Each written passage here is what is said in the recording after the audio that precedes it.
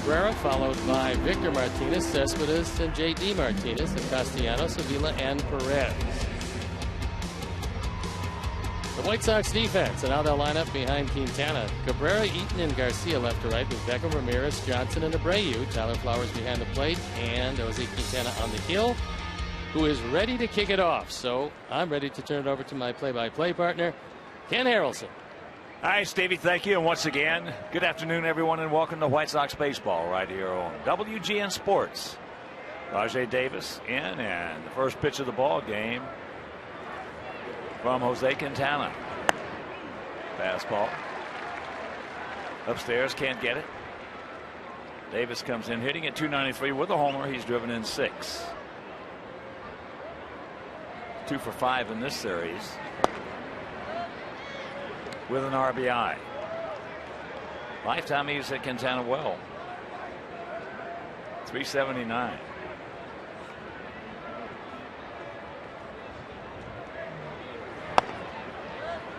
And here at the ballpark, 330 down the left field line, 335 down the right field line, 375 in the gaps, and 400 straight away center.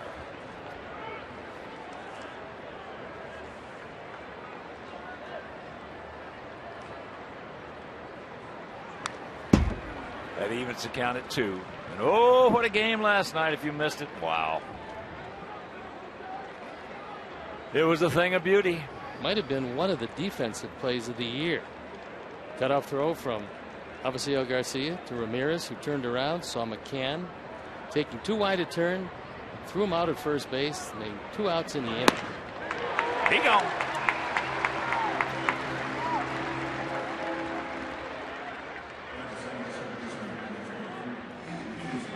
Let's take a look. It's a base hit. Would have been runners at first and third with only 1 out. Avi comes up and hits Ramirez, who goes in back of McCann, puts the tag on him. Now there was a tying run at third base, but 2 outs and a soft ground ball to second, and that was that.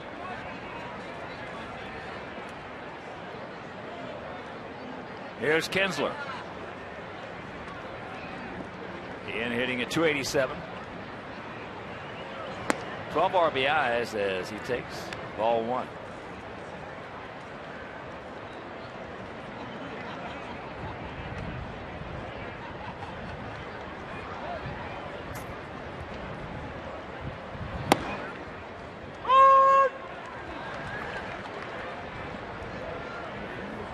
Two close pitches, didn't get either one. Kinsler count 2-0. Kinsler last night drew 3 walks, making him a table setter ahead of the big boys in the middle. Kinsler overall one of the smarter players in the league. He knows in that 2-hole what his job is. And it was a terrific trade by them that got him here. Prince Fielder went to Texas. This year Prince is having a resurgent year. Caught by Beckham on a bullet off the bat of Ian Kinsler. Hang with him. Gordon is off the line, and this one nestles in the glove.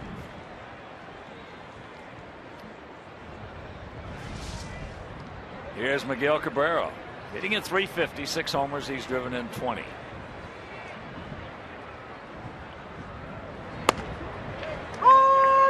Takes the strike. He's 1 for 7 in this series. He and Samardzija in game 1 had a couple of real good battles that Samardzija won.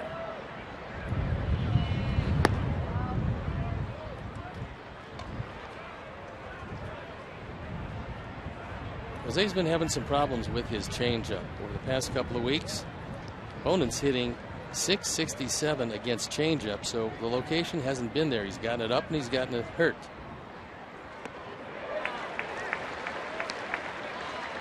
That was a good solid breaking ball low and in to Cabrera. And the count 1-2.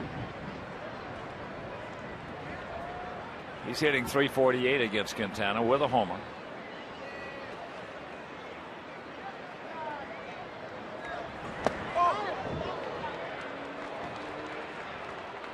And that just did nip him.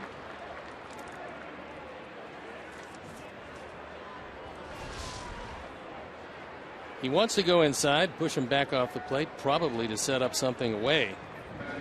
But unfortunately, the bird gets hit, and that's the first time anybody's hit him this year.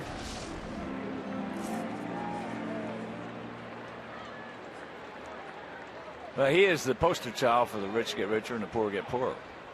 When you get a hitter of that magnitude, you don't try to hit him. He transcends that. Yeah, there's no reason to give him any more of incentive to concentrate exactly against right. you, because he does a real good job with what he's got walking up there. Yes, he does. So here's Victor hitting at .217 with a homer, that coming last night. That was his first homer of the season. And there's the base hit into right field. So Cabrera's going to make the turn. He'll go into third. Runners at the corners, 2 down. Martinez is very happy to hit from the right side. He had knee surgery in the offseason. It's still not 100%. And as a left-hand hitter, he doesn't have real good balance. As a right-hand hitter, where it doesn't bother him at all, he's still a devastating force. So he drives this ball into right field. And Martinez from the right side, hitting right around 415. From the left side, hitting 148. Cespedes has worn Quintana out. Hitting at .750 with 4 homers and 9 RBIs.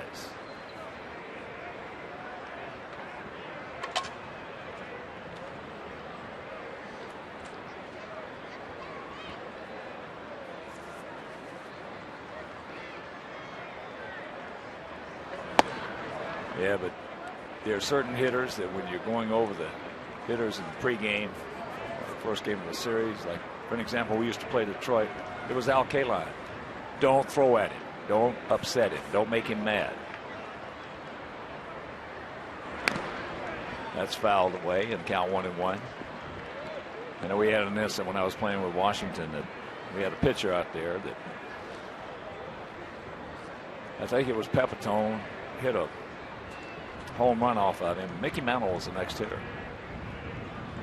And he threw one right at his knees. And Mickey just didn't get out of the way of it. And I was playing first base. And I walked over to the mound. That's how to play right side. And I told him, I said, if you hit him, I'm going to hit you when we get back in the dugout. Just because of the respect for the game and the magnitude of what Mickey meant to the game? Exactly. Well, one thing you know about Cespedes, when your batting average and your on-base percentage are almost identical, you're not going to draw too many walks. So he's going to be swinging at most everything. Not There's that one. about a 53-footer. Bounced too far in front of the plate to swing at. But as we get deeper in the count, he's going to expand that zone. Tyler does a nice job on this one. That one could have gotten by him. Would have scored the first run of the game.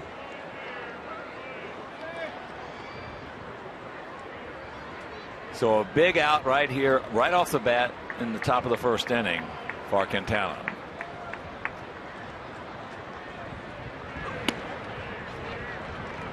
A little too low.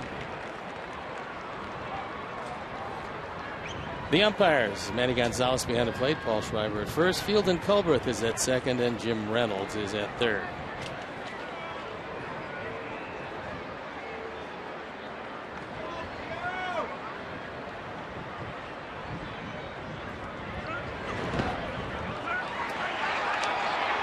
Get him. He took his eye off the ball, so it's 1-0.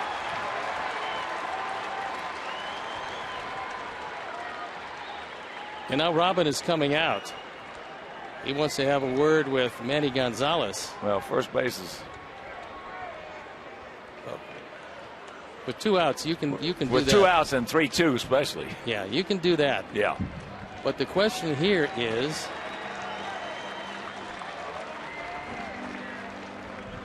pitchers just don't work on this play enough. It's a difficult play. Covering home plate on either a short pass ball or wild pitch is very difficult for most guys. And I think what they're trying to argue is that Cespedes walked out of the box very slowly. I think Robin is arguing that Cespedes might have interfered somehow with either the vision or the sight lines of Tyler getting the ball to Jose.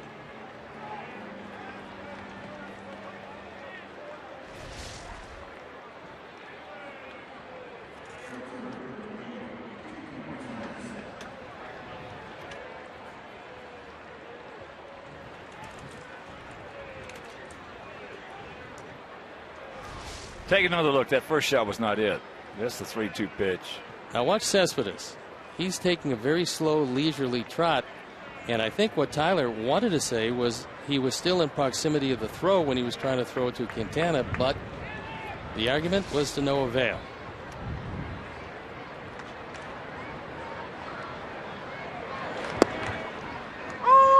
So that will be the second wild pitch given up by Quintana. Unfortunately, the last one cost him a ball game. And then both of them has cost him a run. One of them cost him the game.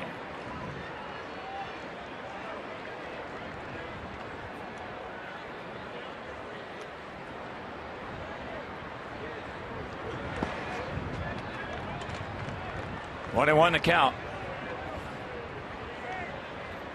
And all this started, all of these extra pitches started by Jose trying to get that fastball into Cabrera. On a 1-2 count. And well ahead of him, nipping his uniform, and it opened the door for at least one run.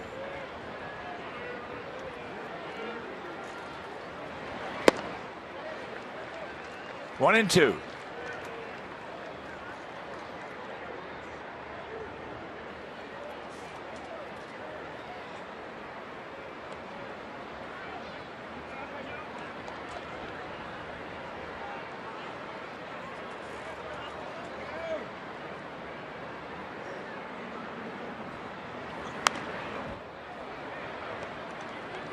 Got in on him with that pitch.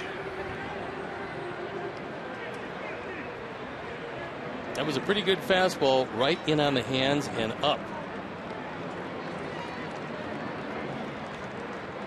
J.D. Martinez has been struggling.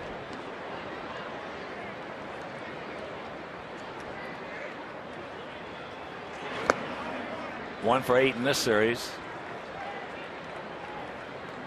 So 2 out, 2 on, 1 in, and a 2-2 count.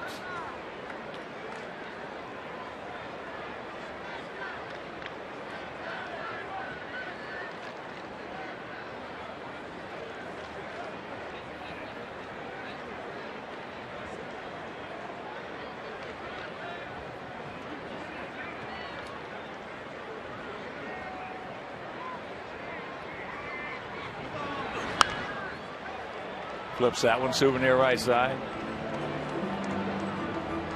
Once again, runners on. Jose just slows it down to a crawl.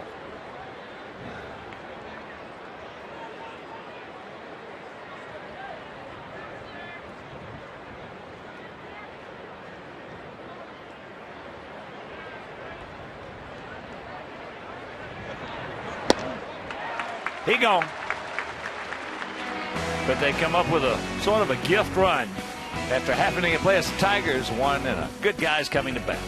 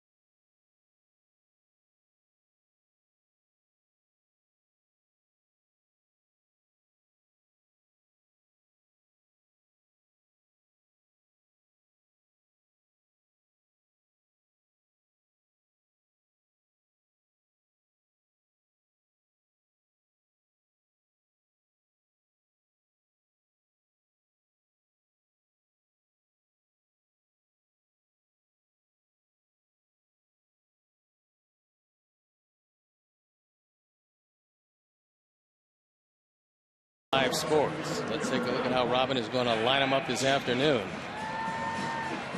Adam Eaton leading it off, and it's Melky Cabrera, one of last night's heroes, and Abreu, Garcia, LaRoche, Ramirez, Beckerman, Flowers, and Micah Johnson, who's been hot, rounding it out. The defense and how they'll line up behind Kyle Lobstein, Cespedes, Davis, and Martinez, and Castellanos, Perez, Kinsler, and Cabrera. Alex Avila behind the plate, and Kyle Lobstein on the hill. He is what's termed a soft-tossing left-hander, on for his 5th start. And before we show you our picks to click, you at home select yours as Adam Eaton. 3 for 8 in the series. Starting to hang out some line drives.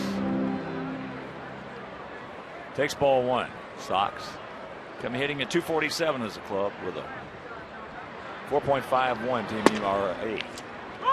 There's the strike. Lobstein, 25 years old, 6'3", 200 pounds, out of Flagstaff.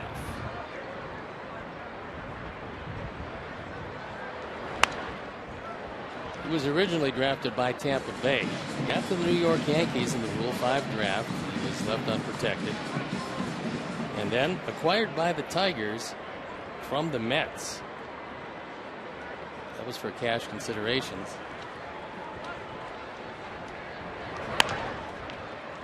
Free hopper. So with 1 out, let's check out our picks to click this afternoon. Your man Jill, our director and the crew. They went with Alexi. Steve's going with Gordon. And the Bertucci boys, Bobby Bruno and Handsome Anthony and I, we're going to go with Melky Cabrera.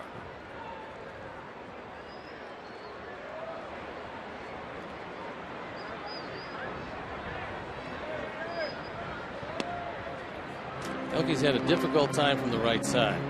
He's had a very good time of it from the left side. He's a much better hitter than his right-handed start this year.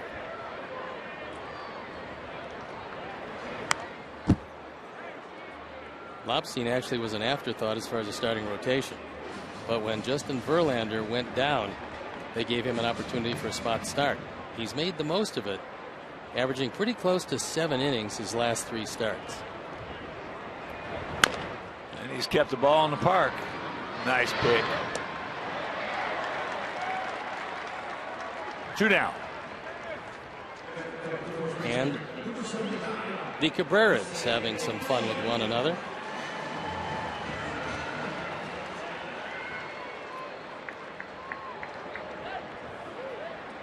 Gonna bring up Abreu. 3 for 8 in the series, hitting at .277, 5 homers, 16 knocked in. Your game plan for a strong hitter, which you were, against a soft-tossing left-hander, which Lobstein is. What do you do? Well, whatever it was wrong, because soft-tossing left-handers usually put me 0 for 4.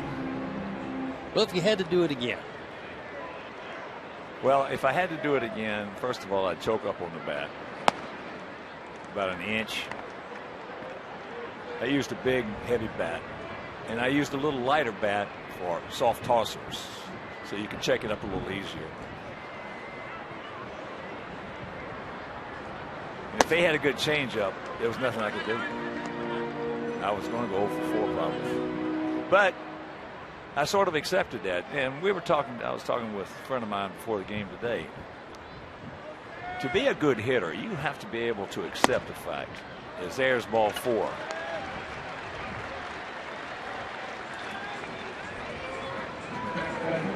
You have to be able to accept the fact that there are some guys who are going to strike you out. And you've got to be willing mentally to accept that. That way you can grow. If you fight every time you strike out and you go back to that dugout and you're breaking bats and helmets and everything else, all you're doing is putting yourself in a bigger hole. Here's Javi. No, but I'd choke up a little bit. I'd move off the plate. And I would try to take him off the mound. Take him off the mound. It might wind up where you drive the ball into right center field, but you're probably going to get the ball away. Soft tossers don't like to go inside for strikes to right-hand hitters. They'll go inside, but they'll go way inside to set up a way. I try to take the inside pitch away from him. That ball hit high and deep into right center field, but J.D. Martinez fighting that wind now makes a catch, and that'll retire the side. Nothing across after one is 1-0 Tigers.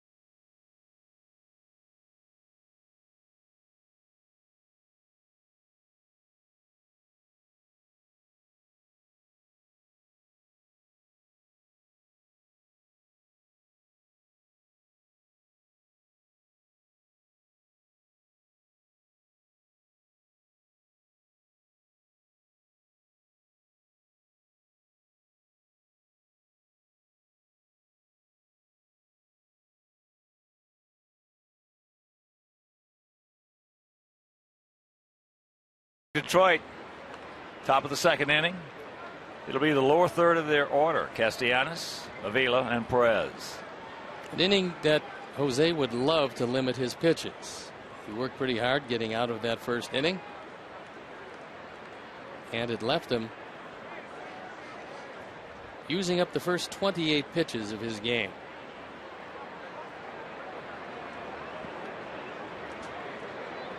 Castellanos 1 for 9 in the series.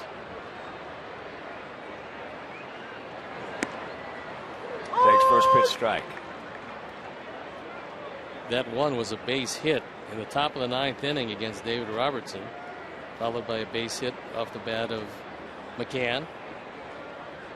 But he got out of it with a ground ball off the bat of Iglesias. And then the base hit by McCann, and then the big play. The throw behind as he took a wide turn.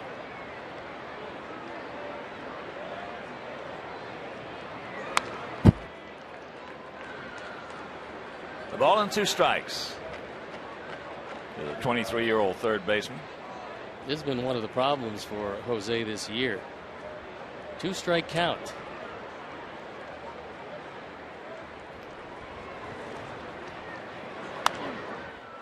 Well, when you get ahead of the guys, some of the dialogue goes, well, it's easy to get ahead of this guy. It's just tough to put him away. But when you get ahead of a guy 0-2, 1-2, especially 1-2 like he has been 1-2 on a lot of hitters this season. Only to go to 3-2. Exactly. That's my point. Down in the end, he gone. 1 out. And things are working out for you. Then try to put them away on the 1-2. Don't try to make them swing at a bad pitch. This time a sweeping breaking ball low and in, and Castellanos, who continues his struggles, expanded his zone and became the 3rd strikeout victim of Jose today. There are too many pitchers that try to let the hitter, when the pitcher's ahead in the count, help him out. You don't need any help. You're ahead in the count.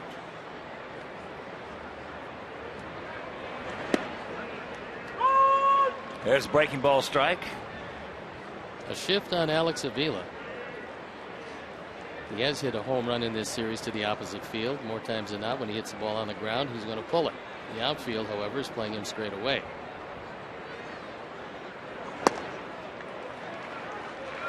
Nothing in 2.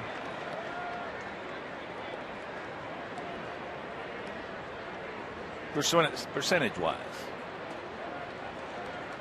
And this is just a guesstimate. Let's go back in your time zone. That's 1 and 2. Percentage of pitchers that on 0-2 would try to put them away on that count. Not very many, because at that point you always heard about the setup pitch. You were using a pitch to set up the next pitch. The problem was many setup pitches wound up in the outfield before you could get to the next pitch. All right. What percentage of pitchers on 1-2 would try to put them away? Many more, except the guys that we termed the nibblers. Those were the guys that didn't want you to swing at a strike. The Dave Wickershams and guys like that. Yeah, they were going to work in. They were going to work out. They didn't want you to hit a strike, and many times it's a self-defeating prophecy because you wind up at 3 and 2. All right. Today's game. 0-2 the count. How many pitchers do you think percentage-wise try to put guys away? Very few. He gone. 2 down. 4 strikeouts for Quintana. I would say much less today than in your zone. That breaking ball caught off the plate, but no doubt nipped the outside corner, although Alex Avila would have a different idea than Manny Gonzalez. Manny has the deciding vote, however. Here's Hernan Perez, 24-year-old shortstop. Jose Iglesias played last night, went 1 for 3 with a run scored. There's no doubt they're a better team when Iglesias plays. However, he has been dealing with a groin issue, and so day game after a night game, Brad Ausmus, the second-year skipper, decided that he could use a day off, and he went with Perez, who is a pretty good defender.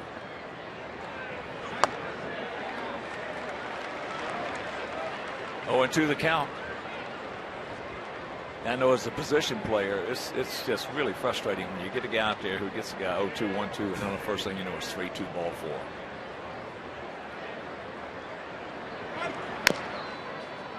I like the philosophy that some of the great pitchers had. I'm pretty sure this was the philosophy of Don Drysdale. I know it was the philosophy of Greg Maddux. If you can get him on 1, get him on 1. If you can get him on 2, get him on 2. But every pitch, he was trying to get the hitter out.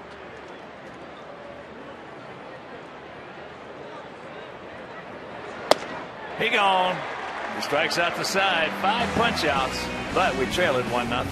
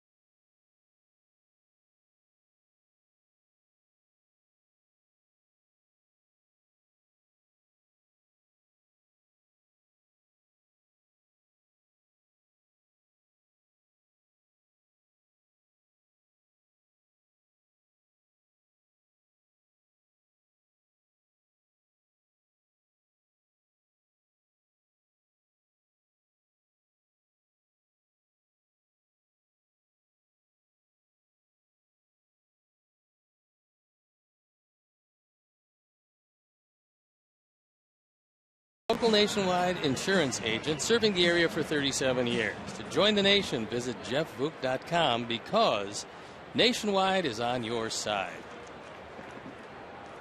1-0 Tigers. Here's LaRoche. He'll be followed by Ramirez and then Beckham. Yeah, that was Drysdale's mantra, philosophy.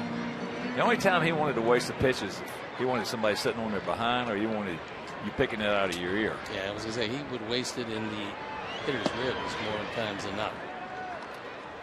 1-1 to count. LaRoche, 2 for 6 in the series. Infield playing him as a dead pull hitter, as you would expect. Outfield fairly straight away. Good pick by Cabrera. Good feed. 1 out. Join us at U.S. Cellular Field for an exciting White Sox baseball season, especially if last night is any indication. The Pick 14 plan offers fans a flexible 14-game plan that features savings off individual game tickets. Pick 14 plans start as low as $110 per plan. For tickets or more information, visit whitesox.com or call 312-674-1000. Here's Alexei.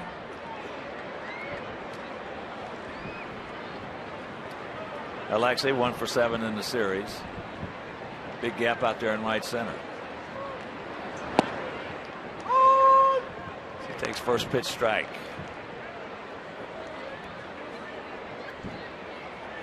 Somewhat surprising news out of Boston. The Red Sox have parted ways with Juan Nieves, their pitching coach. Juan, a wonderful man. He was here, knows his business, but for whatever reason, the Red Sox, struggling in the pitching department, decided to change course. So we wish Juan well. He is a wonderful human being. Another pick by Cabrera, and he'll just go ahead and take it himself. 2 gone.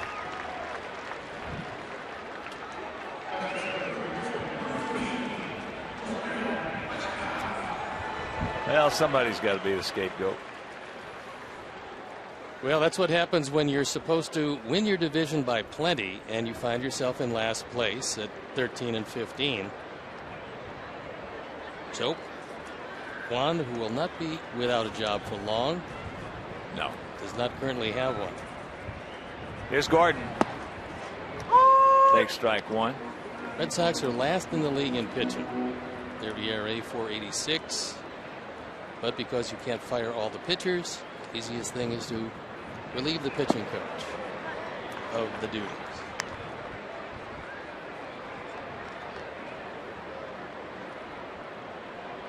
Amazing how many times in this game that the wrong guy gets fired.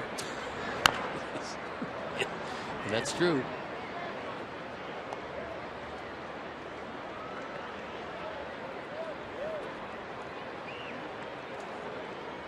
Two out, 1-2 the count. Lobstein is not going to rush it by you, although he can get it up there 91, 92. Well, he's got a 1-2-3 inning, and we're into the third.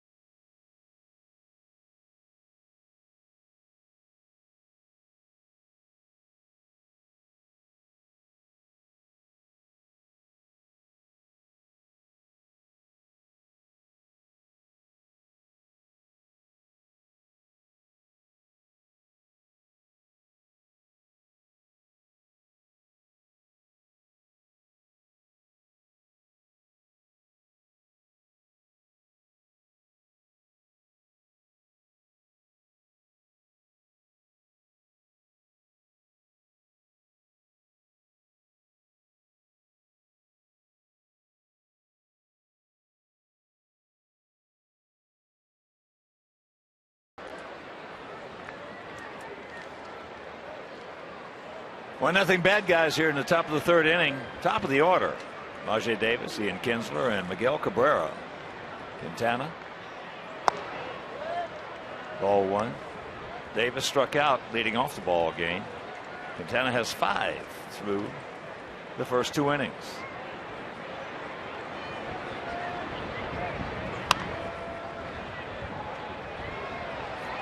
Davis is pretty much in a platoon system with Anthony Gose. Gose, his left-handed counterpart. The only problem with the platoon system is the left-handed aspect of the platoon system gets most of the play. There's a strike. That's except, of course, when you're playing the White Sox, who have a whole lot of left-handed starters. And against the Sox career-wise, Rajay Davis has been excellent. Yes, he did. He gone. 1 out.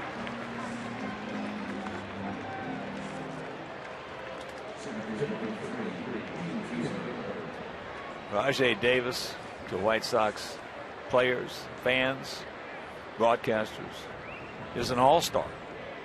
Been a good player. He's one of their best runners. I talked with Brad Ausmus about him as a base stealer. He says he's got a great technique. He said he's fast. There's probably guys around who are faster, but he said he knows how to steal bases. He's just under 80% lifetime, so it's a testament to that. Well, Kansas City had a catcher named John Wathan. A catcher. Big man.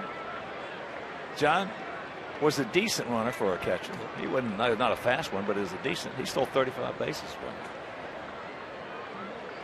That was contagious too, because that Kansas City bunch stole lots of bases. Everything is contagious in this game. Kinsler had a 3-0 count and hit a rocket right to Beckham. Outside of that, hit ball. Everything else has been retired by strikeouts.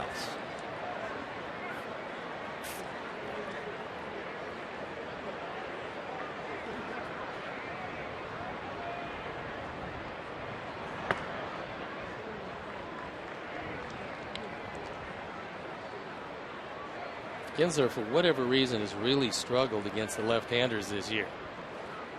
His slugging average just 172 against lefties, which for him is almost unbelievable. High into center field. Well, he's such an aggressive hitter. He's not as aggressive now hitting in 2-hole as we've seen him when he was hitting first or hitting third, which he hit third a lot. Usually when you get a very aggressive hitter like that, left-handers who have a decent slider are going to give you a lot of trouble, or a good changeup. And on the other side of the page, there's this guy. He's got bad wheel.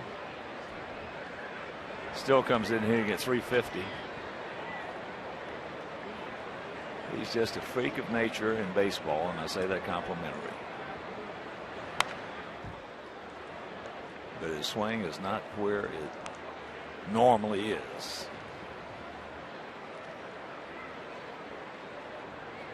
One of the reasons he's been such a great hitter, he creates hang time as well as anybody.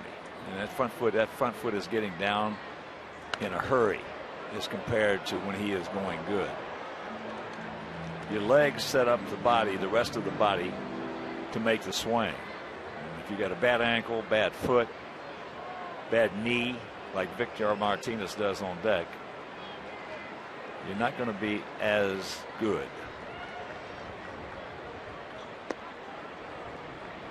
Well, as opposed to a lot of hitters who lift up that front foot and then have to get it down in a hurry, he seems to speed up the process so that his balance is normally exceptional. Well, you just mentioned a word that is never mentioned enough in trying to help somebody in hitting, and that's balance. Todd Steverson talks about it all the time. I talked with him yesterday about it. He was talking about balance, what it means to hitters, and what it means to them when they don't stay balanced, when they're out on the front foot. So they've got no chance. Well, the faster that foot gets down, the quicker you're going to get out in front. And if there's a poster child for in American baseball, Sadaharo was unique, and of course he was from Taiwan, but Stan Musial was a guy who created a lot with that crouch he had in that leg kick.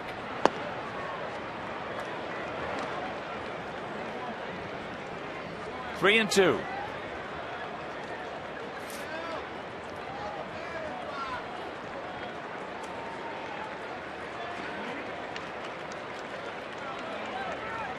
Bale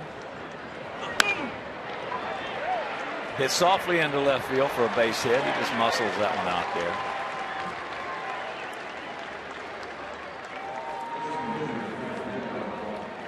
Mother's Day is Sunday, and the White Sox have dedicated Saturday, May 9th as Mother's Son Night at the ballpark. In addition to specially priced tickets and parade passes, the first 10,000 ladies ages 14 and up will receive a Mother's Day tote. A handsome one at that. To purchase tickets, visit whitesox.com/mom.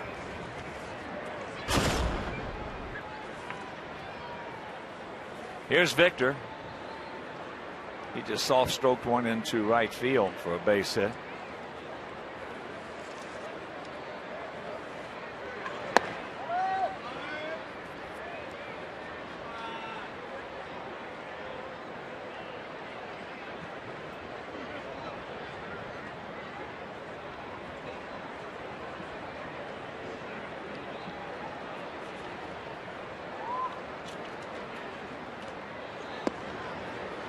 Two and 0. Victor now 11 for 22 lifetime off Quintana. Well, between what he's done versus Chris Sale and what he's done versus Jose Quintana, you just don't like to see him come to the plate. Well, you get right-handed hitters that can hit left-handed pitching, you got yourself a big asset. That's fair ball. And fan interference.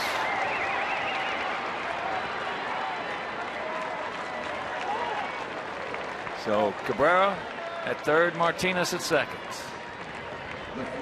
That's actually a break for the Sox in that you never know the way the camera is going to come off the wall. Sometimes it hugs the wall, sometimes it kicks out. And no matter how many times you talk to the fans as you see it clearly fair, called by Jim Reynolds, they're going to do this. Well, Melky was getting himself in position. He knew that Cabrera, if he comes up with it, Cabrera's not going to score. So he was getting in position, but you're right. You never know what it's going to do off that wall. Same thing happened in the first inning with 2 outs, nobody on, and it led to a run. So Ducks on the pond, 2 down, and here's Cespedes, who walked, but as we talked about, he has worn Quintana out. You got first base open. That's You've right. got to pitch like that, knowing that the man up behind him, J.D. Martinez, was a strikeout victim to end the first inning, and the fact that recently J.D. has not been swinging the bat particularly well. You can't give in to Cespedes. He's not going to walk. He does swing at a whole lot of pitches out of the zone, but he did draw a walk in the first inning. And again, trying to pitch around a guy with man on third base, you have a tendency to do what would happen in the first inning. A wild pitch, and all of a sudden Cabrera scores.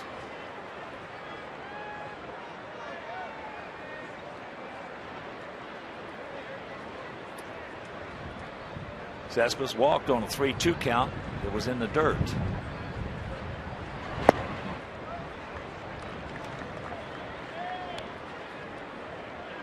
In a situation with runners at second and third and 2 outs, the Tigers have not pushed across any runs. Sox pitchers have given up runs 27% of the time, which is right at league average.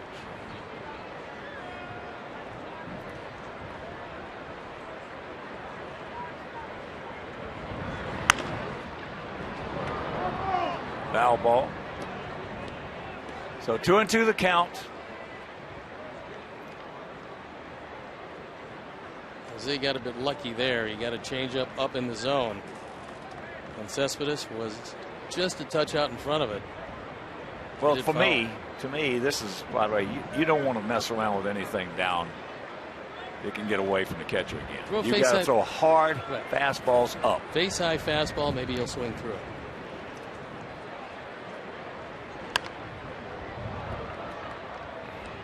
All speed. That was down.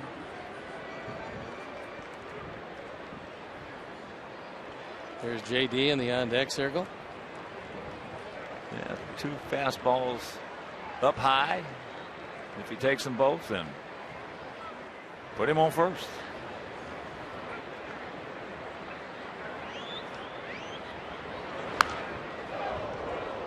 Ooh. Good thing for the screen in front of Sox dugout. Cespedes pulled a rocket. Got a few hearts beating much more quickly in the Sox dugout, but it hit the screen.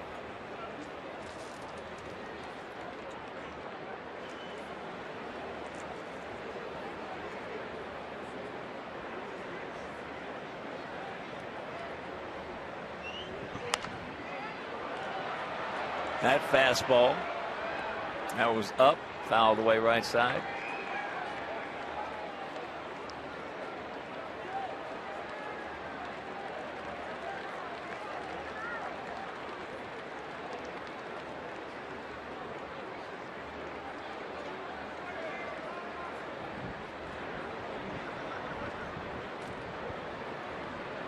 Big out again, a big at bat.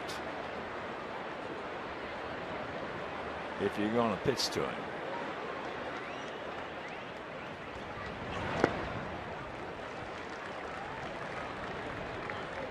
Full count.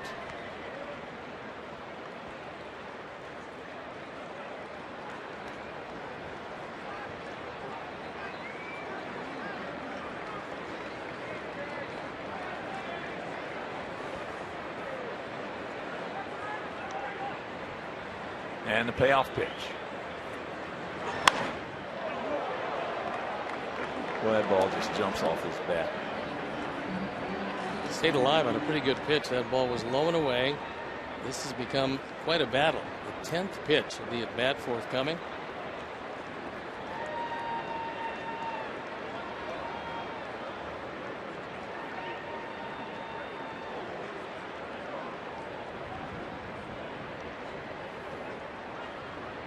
Hey, 3-2. Gordon on a tough hop. Beautiful play by Beckham on a very tough hop, and that'll retire the side. They threaten, can't score. It is still 1-0 Tigers.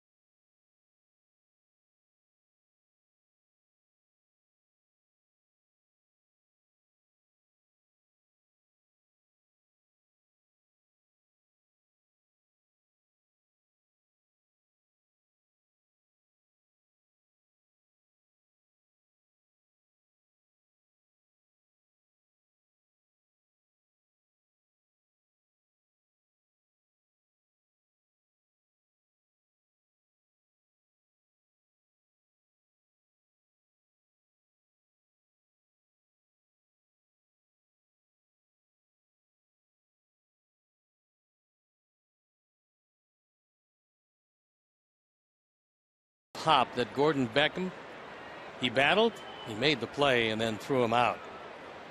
That hop could have easily have gotten by. It didn't, and it ended the inning. The Speed Replay is brought to you by Xfinity, your home for the most live sports. Here's Flowers. Tyler hitting at 200, a homer. He's driven in 6.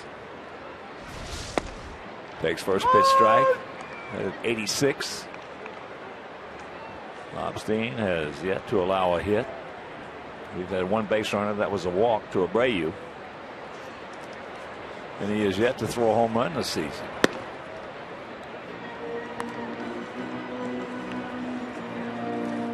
For you youngsters out there who are left-handed and aspiring, even right-handed, but especially left-handed, if you're aspiring major league players and pitchers, you don't have to be a flamethrower.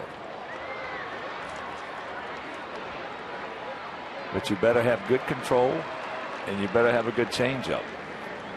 One out. Last 3 times out, it was 1 win and 2 losses for Lobstein. But that being said, he went 6 innings against the Yankees, 7 innings against Cleveland, and 7 1/3 against Kansas City. And that keeps Brad Ausmus out of that bullpen, the bullpen that has given him so many problems this year.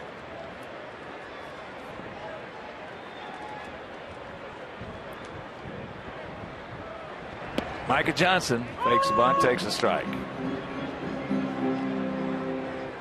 Micah 4 for 7 in the series. He started off that 4-run 8th last night with a 2-out single. Sox had 2 out, nobody on, trailing 6-3, and came back and won at 7-6 without having to hit in the 9th.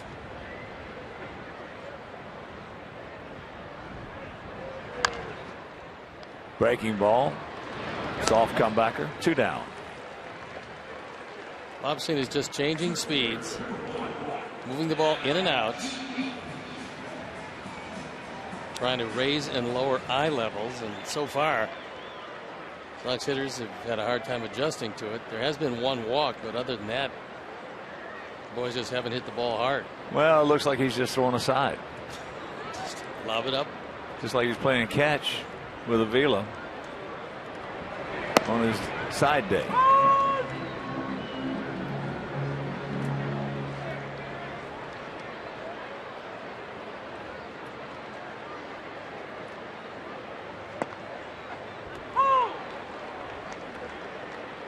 Going to the count. Adam grounded out to Kinsler.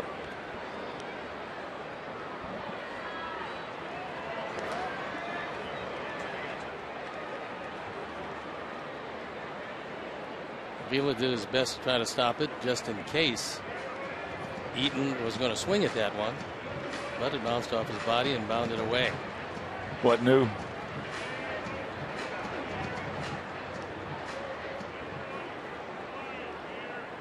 It's a couple of the grandchildren of Dr. Jack Ruby celebrating birthday number 2 at the ballpark today.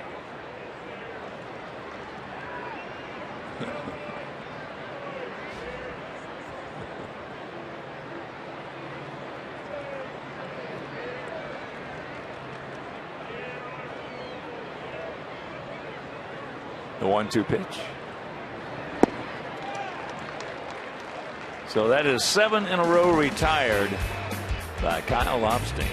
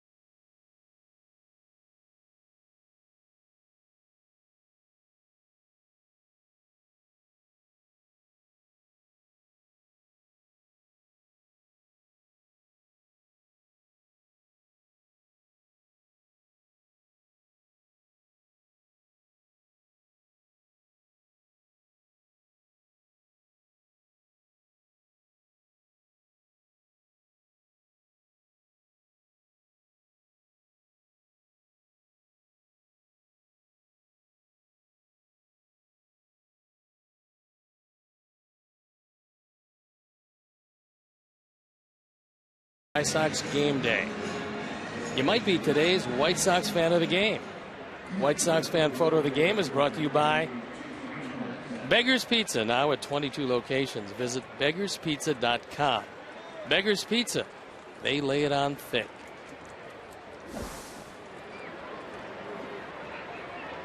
J.D. Martinez will lead it off here in their top half of the fourth inning. He's 0 for 1 with a strikeout.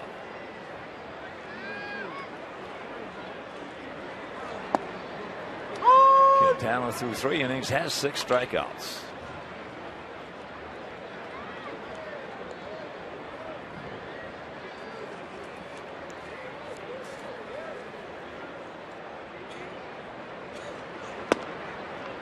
Can't get it in the count 0-2.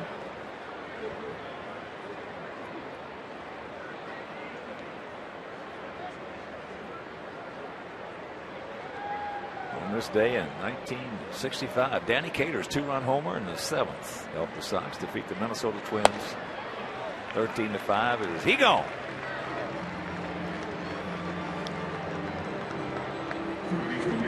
JD having some big problems with a high fastball. That's exactly where Jose threw it, and he's tardy.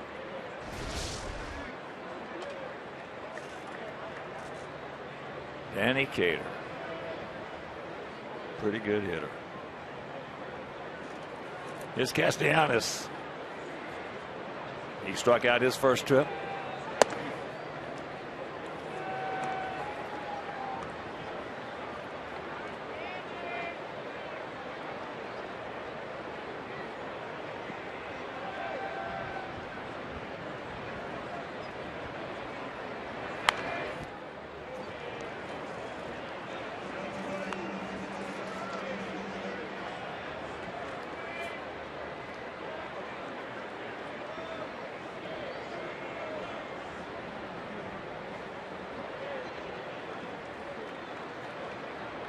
Gap out there in left center.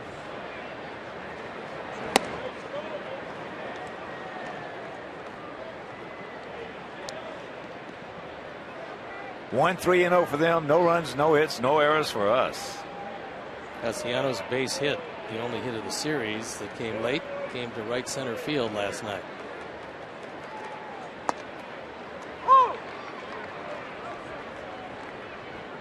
He got a changeup, and it wasn't location that fooled him. It was up and out over the plate, but it was 80 miles an hour, and he couldn't pull the trigger.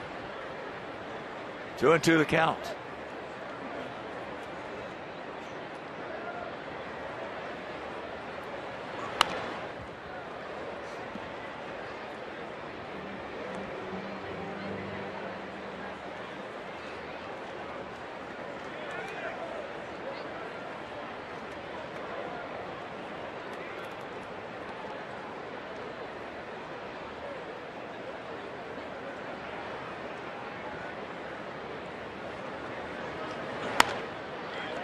Fisted that one into center field.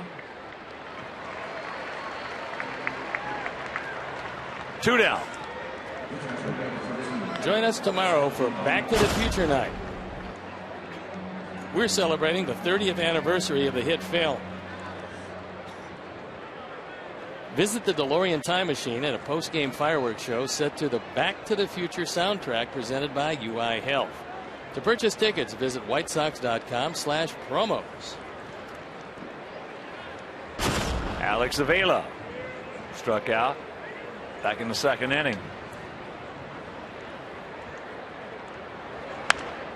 Fouls that one away.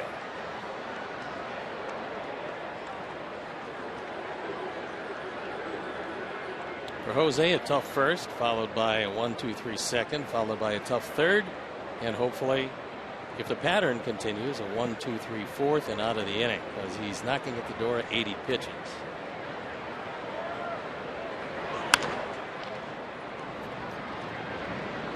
Micah. So a nice 1-2-3 inning. We'll go to the bottom of the fourth. It'll be Cabrera, Abreu, and Garcia.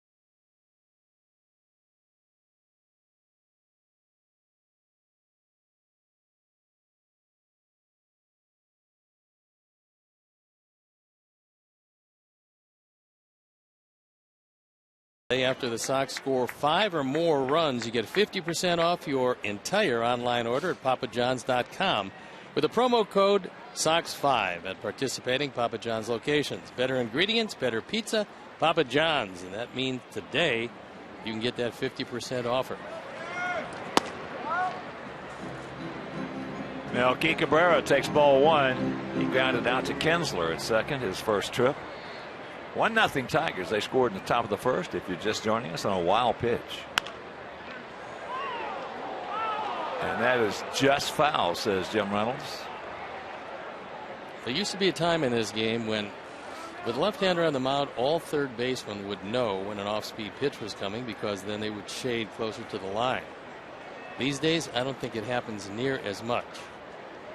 But if you're going to throw him a soft breaking ball, odds are Melky's going to pull it. Kinsler's going to get him again. No, he missed it. Bad throw, and that's the first error of the season committed by Kinsler. Now, I think Brad Osmus is going to come out and say that he went out of the baseline. But that being said, for Kinsler, making that little lob throw on a very easy play just opens it up for a bad play. Get something on the throw. Don't flip it over there because this can happen. Now, Melky's foot was on the line. That foot out of the line. I don't think that Brad Osmus, however, is going to win this argument.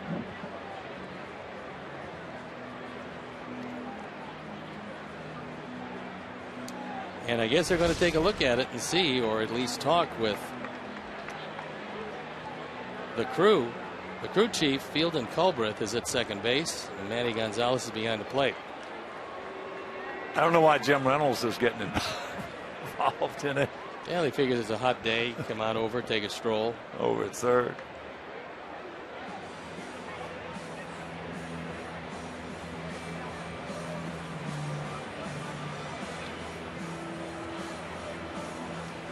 He's safe. He's safe. Apparently the rule is you can't avoid the tag.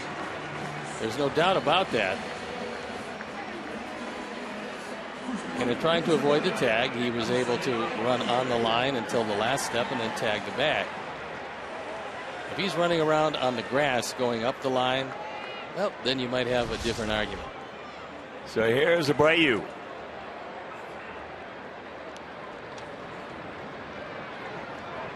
Melky Cabrera is showing us he is one of the best base runners we've got.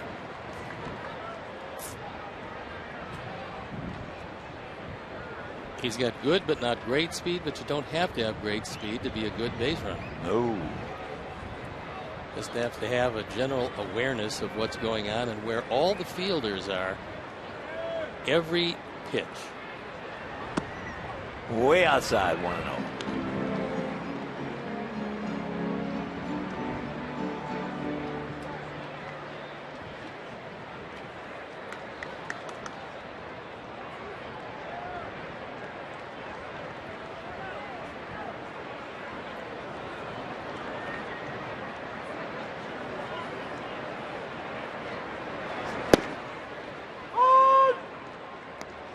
Takes it right there. So ball and a strike.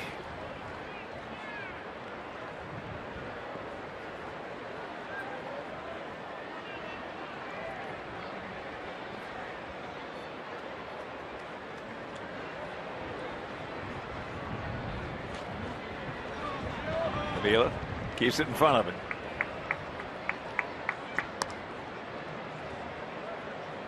Outfield very deep all the way around and a couple of steps to right center. Ask Brad Osmus what's the biggest factor comfort wise this year over last year, his first year of managing. He said knowing the players a whole lot better than I knew them walking into the situation last year.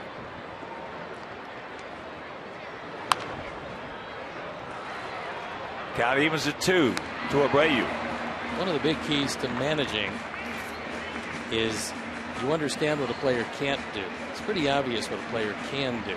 Once you figure out what they can't do, you don't put them in a position to fail. You put them in situations consistently to succeed. That, of course, works a whole lot better with the extra men because the regulars are regulars because they succeed more often.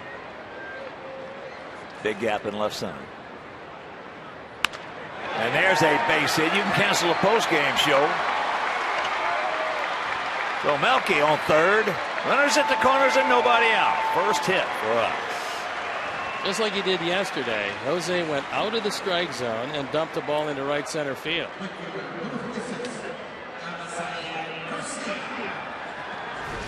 Our Mazda replay. This ball is a good 6 inches off the outside corner. He reached out. Good coverage. Didn't hit it awfully hard, but didn't have to. And now Lobstein in a jam. The door was opened by Kinsler, and Melky, knowing exactly where the outfielders are, didn't even hesitate. So here's Avi. He went out to his counterpart, J.D. Martinez.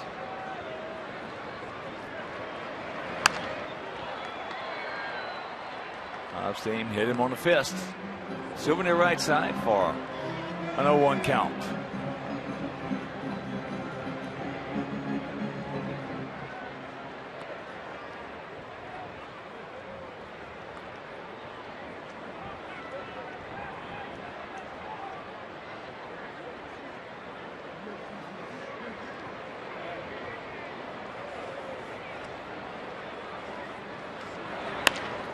And there's a base hit. This game is tied at 1.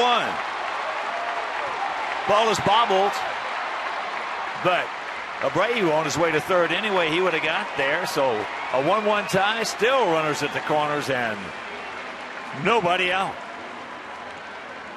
Good base running by Jose. He realized that Rajai Davis doesn't have a real strong arm. If it's Anthony Gose, it's a different story.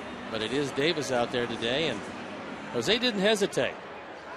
And even the fact that Davis bobbled the ball, he's not going to be charged with an error because he was going to get this ball into second base anyway.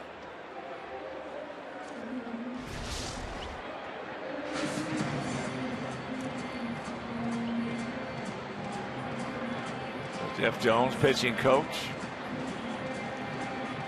Meeting of the minds at the mound. And we have Dave LaRoche coming up. I mean, Dave, that's his dad. Adam. I'd rather have Adam. I saw Dave hit. Well, Wasn't I good. wouldn't mind having Dave out in that bullpen. No, he was a good one in the pen. Swinging that bat was a mystery.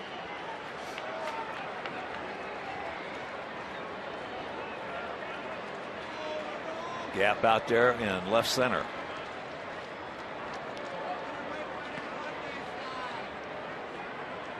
Decent lead by Avi at first. 0-1 to count. Adam went out 3-1. Cabrera to Lobstein his first trip. They are not able to use a shift this time. So for pull hitter, there's a huge gap between Kinsler and Cabrera.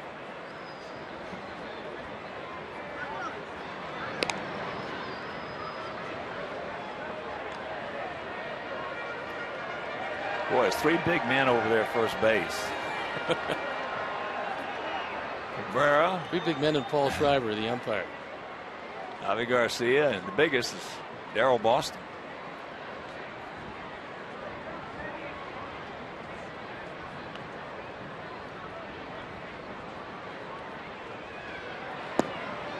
Lays off that one to even the count at 1.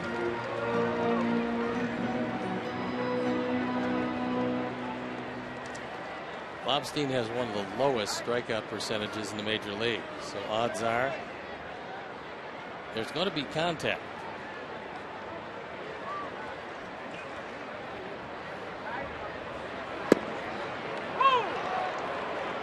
Fastball strike. That was a good pitch. Adam is looking back, but that ball had the whole zone. 1-2. This is a fastball, and it's there.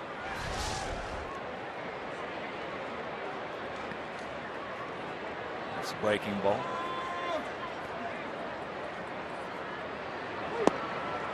Lays off of it. 2-2.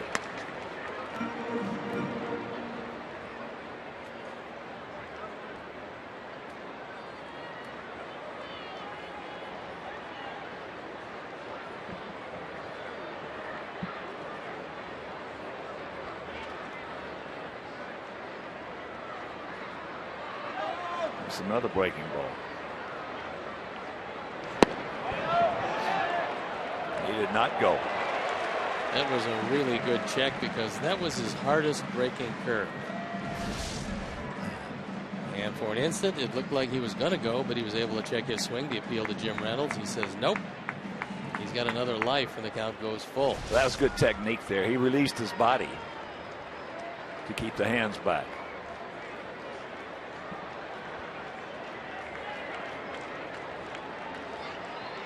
Wants the fastball. Full count. And that fastball fouled out of play at 88.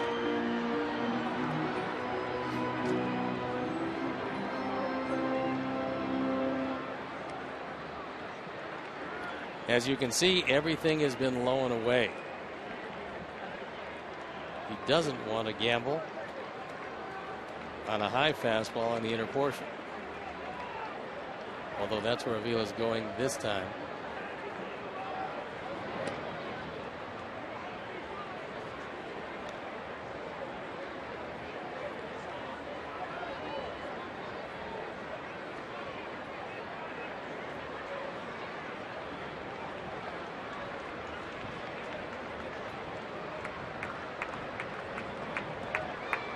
Wants a breaking ball on the 3-2. And that's ball 4. That's a good at bat by Adam LaRoche. Sox back, nobody out. Well, Adam by far is the most patient of all the Sox hitters. That was walk number 14. Melky has 9. Adam Eaton has 8.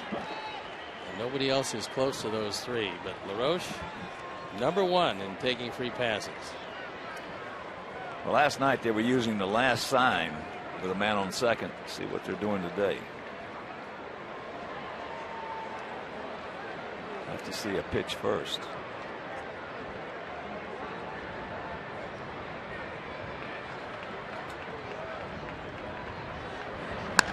Ball hit hard. They're going to come home now. And we hit into another double play. 2 down. We hit into 9 double plays in that 4-game series in Minnesota. This is well thought out by Castellanos. It's a 1-1 game. He knows he's got time to tag the bag. He realizes that he does not have a speed burner at third. So now you have to place a tag on Avila as the force out is by the boards. He does just that.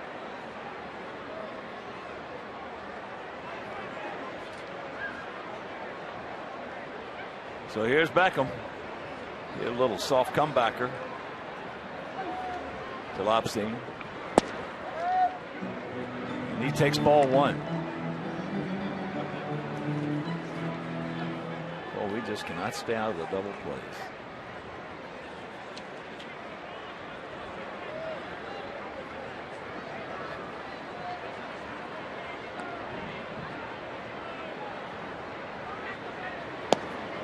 This is our 25th game, and that's the 25th double play we've hit into. With runners at first and second and 2 outs, the Sox have been able to push at least 1 across 16% of the time, which is below league average. Detroit pitchers have given up runs in this situation 27% of the time. That's above league average. Cabrera playing way off the line, playing him perfectly. Well, we get 1, and we're tied at 1.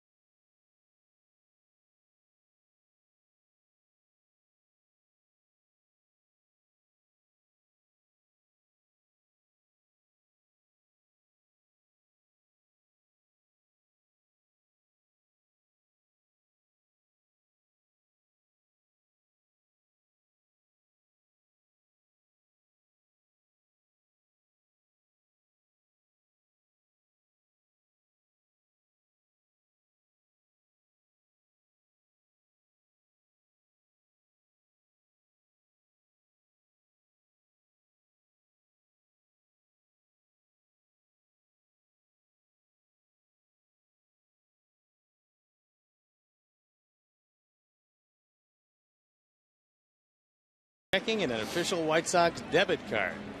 Only available at your local Wintrust Community Bank.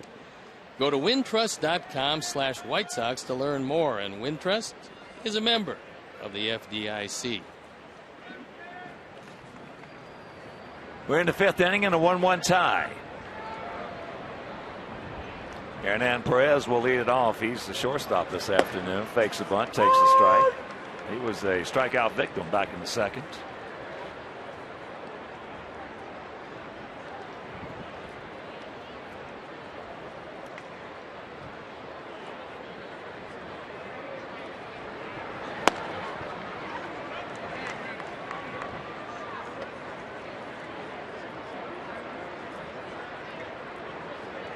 Only Tiger run scored on a wild pitch. And the only run we have is unearned. Pretty disappointing when you load the bases with nobody out, get turned away, tie up the game, but that's it. Could have potentially been a very big inning, but Lobstein minimized the damage. Well, Lexi did what he had to do. Look at the play by Beckham. Wow. 1 out. The lifetime shortstop who came up and made his reputation defensively at second base, Gordon Beckham, has turned into a terrific third baseman. He's got good range. The arm is not overwhelming, but it's accurate. He gets it there in plenty of time. Good soft hands. And to be a good third baseman, you need a quick first step, and he's got that. Well, when he's playing second base, he's got a gun. Yeah, he's got a plus second baseman's arm because he's a lifetime shortstop. Boy, that play he made to end the top of the 3rd inning was absolutely a Jim dandy. Cespedes hit that with a lot of overspin. That could have eaten up more than a few third basemen.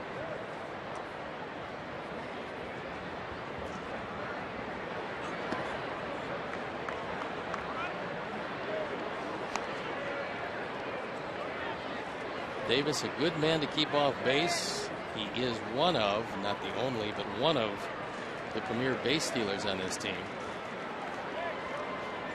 6 for 7. Oh! 2-2.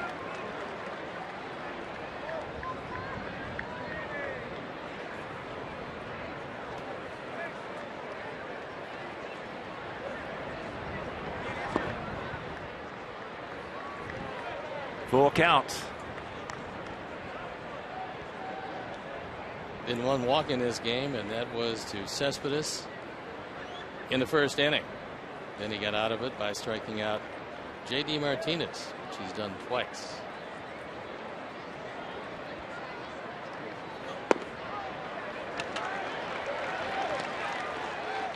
So the 1-out walk. Talk to Brett Ausmus about his team's speed and the running. Because last year they stole 106 bases. That was 3 times more than they did in 2013. And he said, yes, I feel that I have to be an aggressive manager, but any manager, me or anybody else, you're a product of the talent you have. If you don't have speed, he goes, we don't run. We've got speed, so now we run. And they're going to probably steal over 100 bags this year. Kinsler is lined very hard to Beckham at 3rd. And he's going out to center.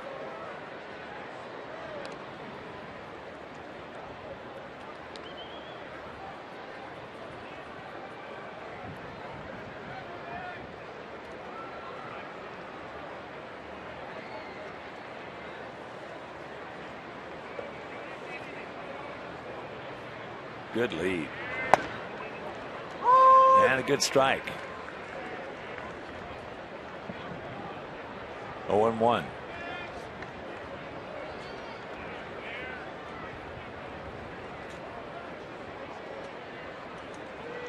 Outfield straight up. Ivy a couple of steps in right field. And the count 0-2. Omar Vizquel, the coach at first. Dave Clark, the coach at third. Vizquel just had a word with Rajai Davis might be telling him heads up for a pickoff play. 0-2.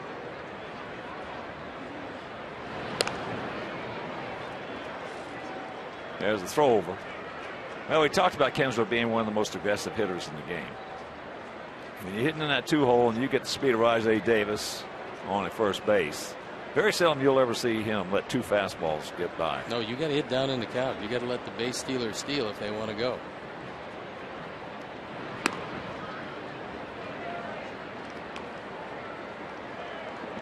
In fact, if he's leading off a game or hitting third, that first fastball never gets to the catcher.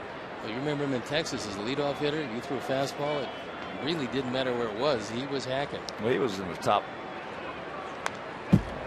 Just got a piece of that. He was in the top 5 probably first ball fastball hitters in the league. Yeah, things have changed. There's more responsibility in the 2 spot than any other spot in the batting order. And you got to have somebody who understands that.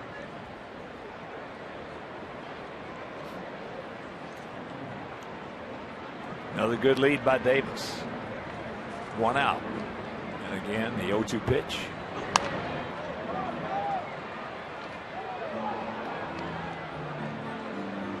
Nice catch off the facade of the upper deck. Wind is really starting to kick up and will be a factor. It'll be a lot more difficult for the Detroit outfielders than for the Sox outfielders.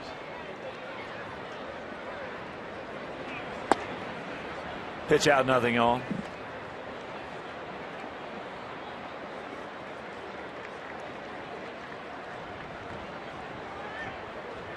He's thrown it just about all over.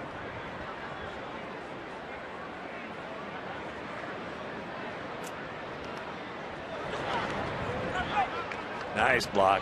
Kept it right in front of him.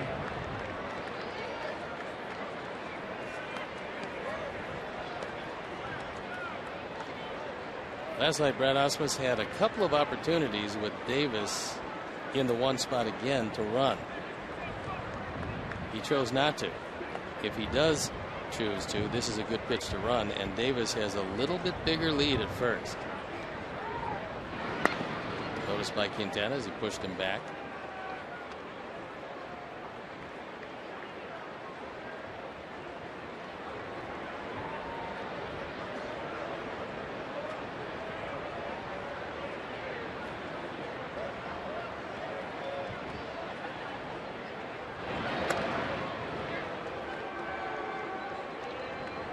That time, unfortunately, it was a slow move by Quintana. The reason why I say unfortunately is that Davis was leaning toward second base. It looked like at least on that pitch he was running.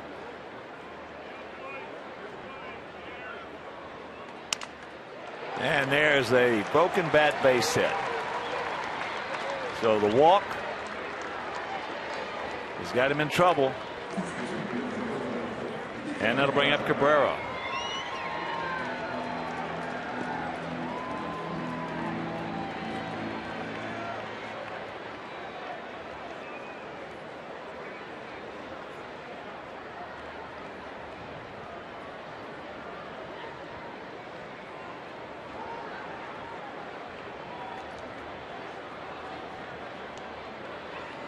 Cabrera was hit by a pitch in the first inning on a 1-2 count. Finally scored on a wild pitch. He just looped a soft single into left.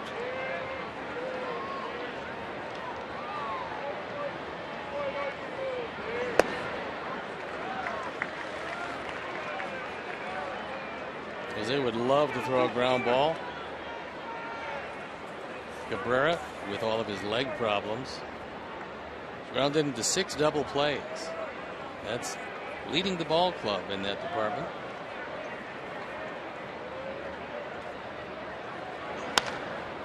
Out of play right side, and very quickly the count 0-2. Bottom of the 7th in Minneapolis, Twins leading Oakland 6-5. They were behind in that game. They've fought their way back. Eduardo Escobar put them ahead with a 2-run single.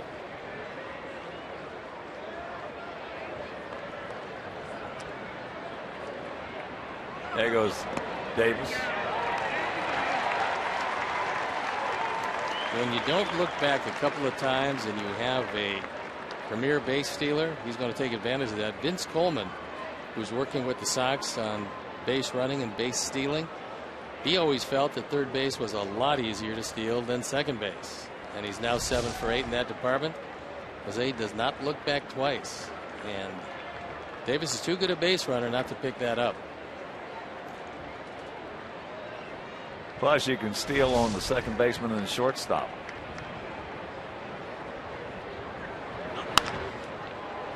You don't have that luxury at first. And you do get a bigger lead. Yeah, it's amazing how many shortstop, second baseman don't hold guys close. Bullpen up and going for the first time for the Sox as Jose has surpassed 100 pitches, and it's Jake Petrichka. Bobbled. They're going to get him at first. But the run scores on the stolen base, and it's 2-1 Detroit. RBI number 21 for Cabrera.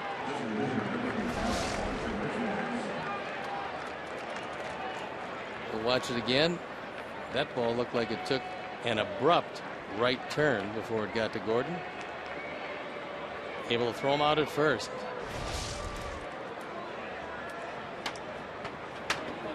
So the 1-out walk to Davis. He steals third and scores on the ground ball.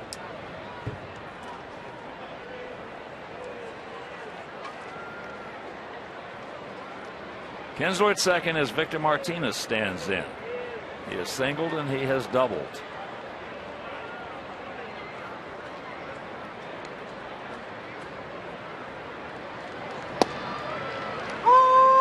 Both these guys, Victor and the on-deck hitter Cespedes, have really hit Quintana hard, so you're in a rock in the hard place.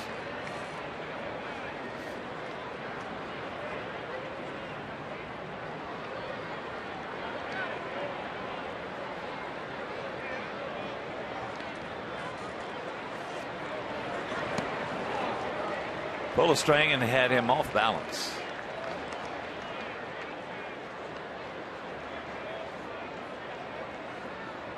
Somewhat surprising, Victor Martinez has fanned 9 times. What's not surprising is they've all been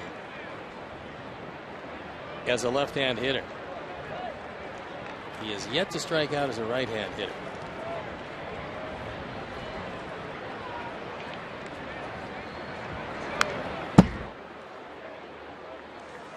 Well, he got a cookie right there and missed it.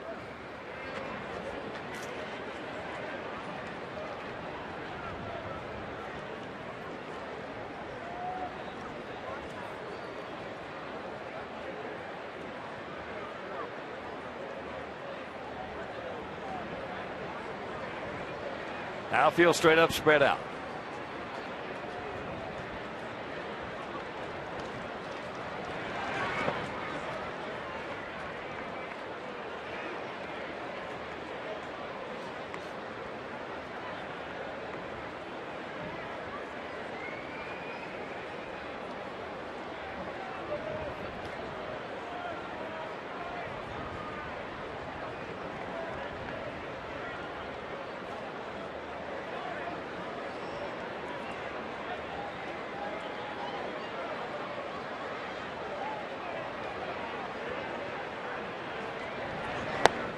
He gone. But they score. We're halfway home, trailing 2-1.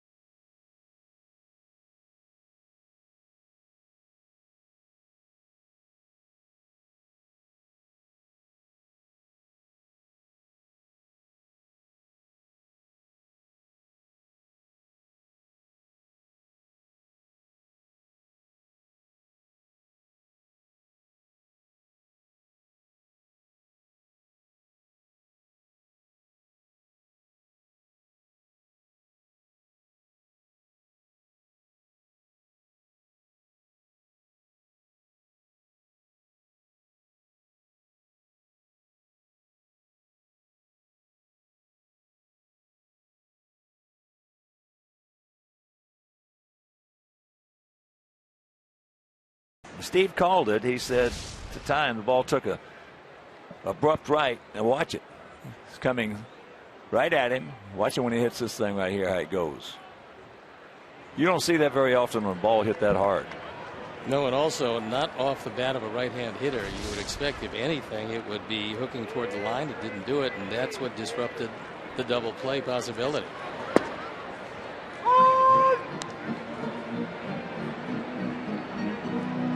Tyler takes strike one. He's 0 for 1, went out to right field.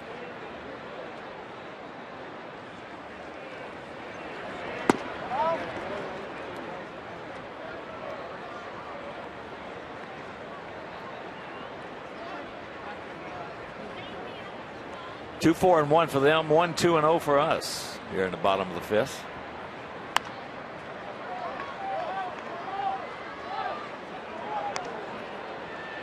I was looking for one of those off-speed pitches, middle in. He knows Lobstein's not going to be able to throw too many pitches, if any, by him. He has yet to give up a home run. Tyler would be one of those guys. If he got one in the zone, he'd be the first.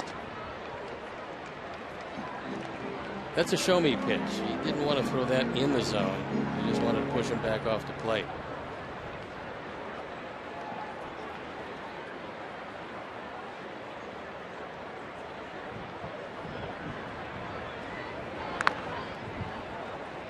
That one right off Avila, who gets hit once again.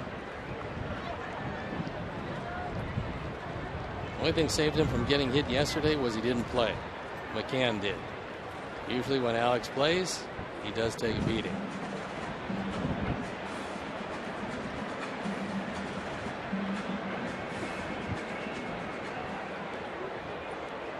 Hopefully it's just against us, because if it was against everybody, he'd be in real trouble. Yes, sir.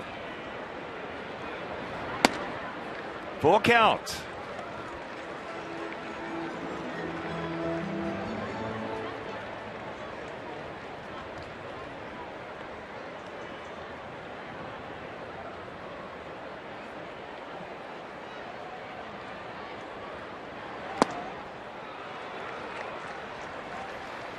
One out.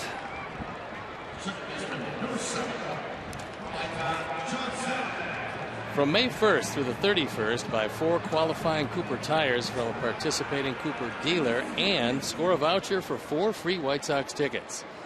Life's a road trip. Come on, let's go. Visit whitesox.com/Cooper tires for more information or to redeem your voucher. So here's Micah. Draws the bat back and takes ball 1. And make your plans to be with us tomorrow, first of 3 against Cincinnati. Hector Noesi against Jason Marquis. Saturday, Carlos Rodon. That is going to be caught by Avila.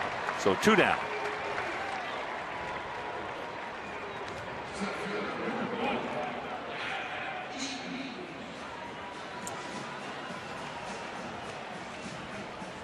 And here's Adam Eaton.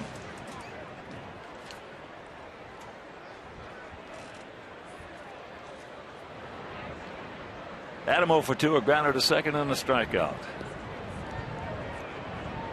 Then in the finale of that 3-game series against Cincinnati and this homestand on Sunday, it'll be Johnny Danks against Michael Lorenzen.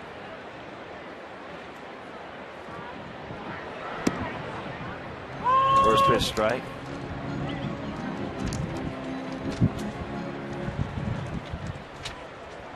Wind is starting to kick up a bit. A bit. I told you it would be very easy for one of those little bars of gold instead of the coins, and then we could use them as paperweights up here. Just maybe 3-4 ounces. Well, why don't you spend some of your money? Yeah, it's much luckier when you do that. 2 hopper, 1, 2, 3 inning, and we have concluded 5, and we trail it by 1.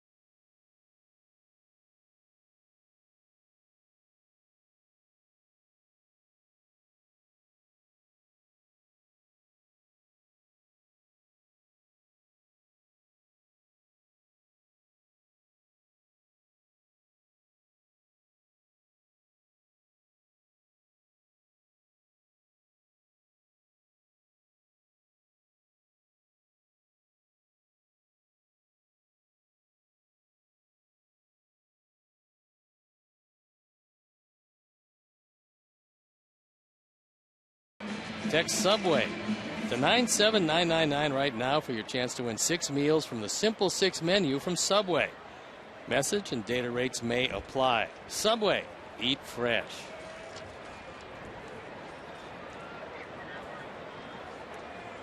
Got a new pitcher. It's Jake Petrichka. ERA just under 5, on for the 7th time. Opponent's hitting a little bit better than he would like. A .310 batting average against. And he did appear in the ballgame last night. Picked up an inning and 2/3. 1 hit, no runs. First pitch strike. Last night he had a great sinker. Tremendous movement. That ball diving below a few of the Tiger bats.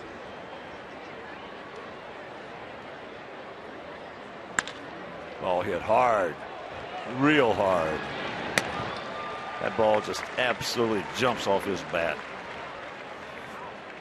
You can tell why he's going to be one of the premier free agent sluggers when this season is over. The Tigers would love to keep him, and they're going to make an effort to do it. But this guy can field, can run, and is enormously strong.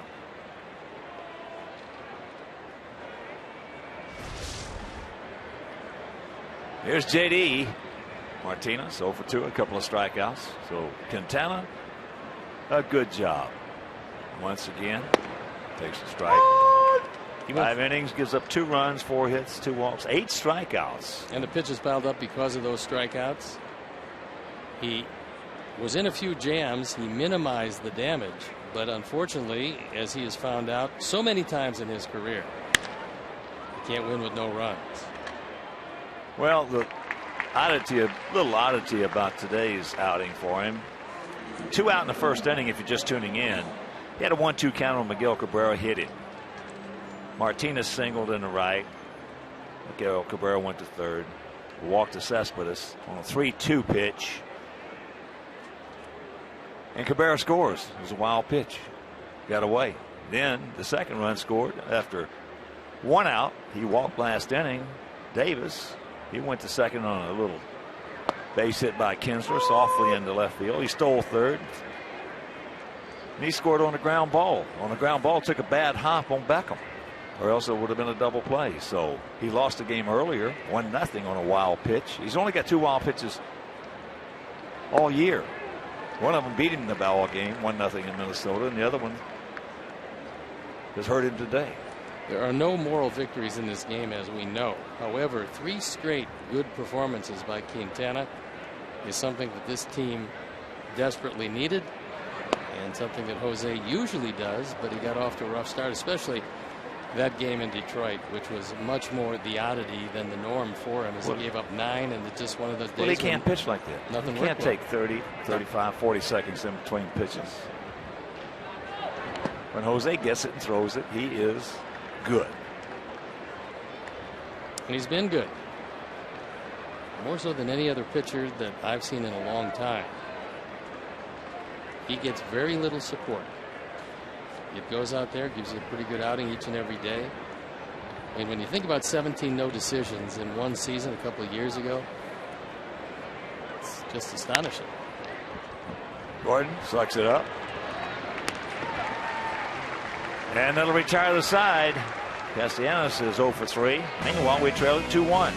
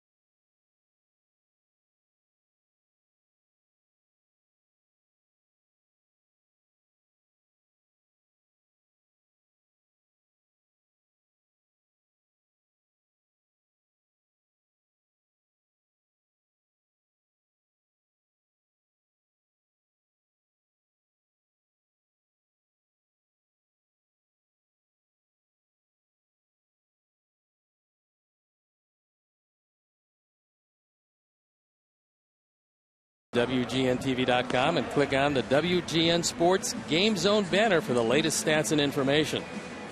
The Sox Game Zone is powered by Robert Morris University, Illinois, offering over 55 athletic teams. That's more than any other university in the state. For more information on RMU, visit robertmorris.edu.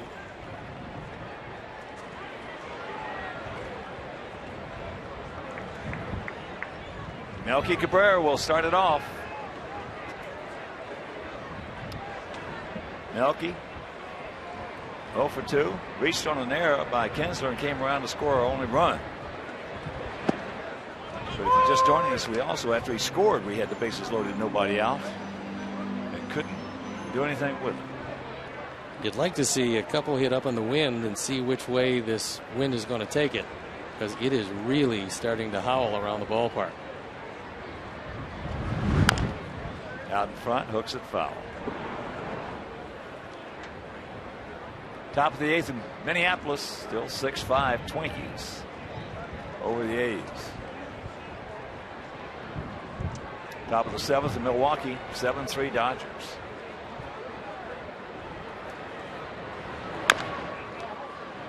Kinsler, get him again. Only this time he made a good solid throw to first base. I think he learned his lesson with that little lob throw leading off the 4th inning. So he's charged with his first error of the year the last time this happened, and this time gets a little more on it to Cabrera. So here's Jose. He has walked and he has singled.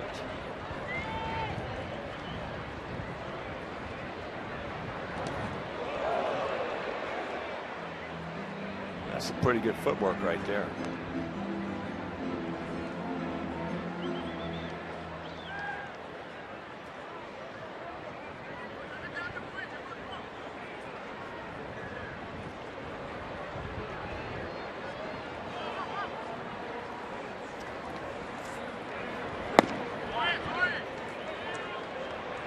Two-0.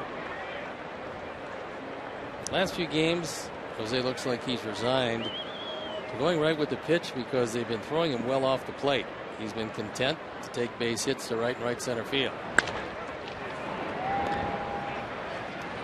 Perez, 2 down.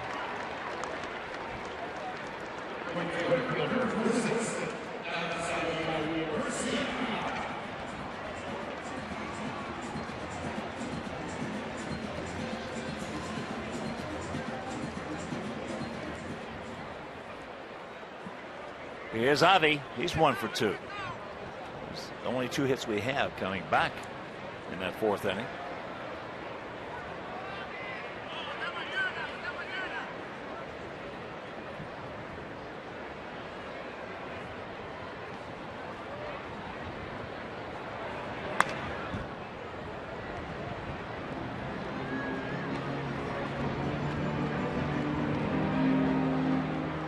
Kyle Lobstein.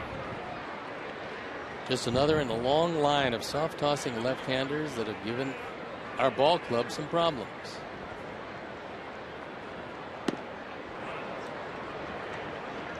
He was originally pretty highly thought of, 2nd-round draft pick of the Tampa Bay Rays, and he's putting together a pretty strong outing here this afternoon.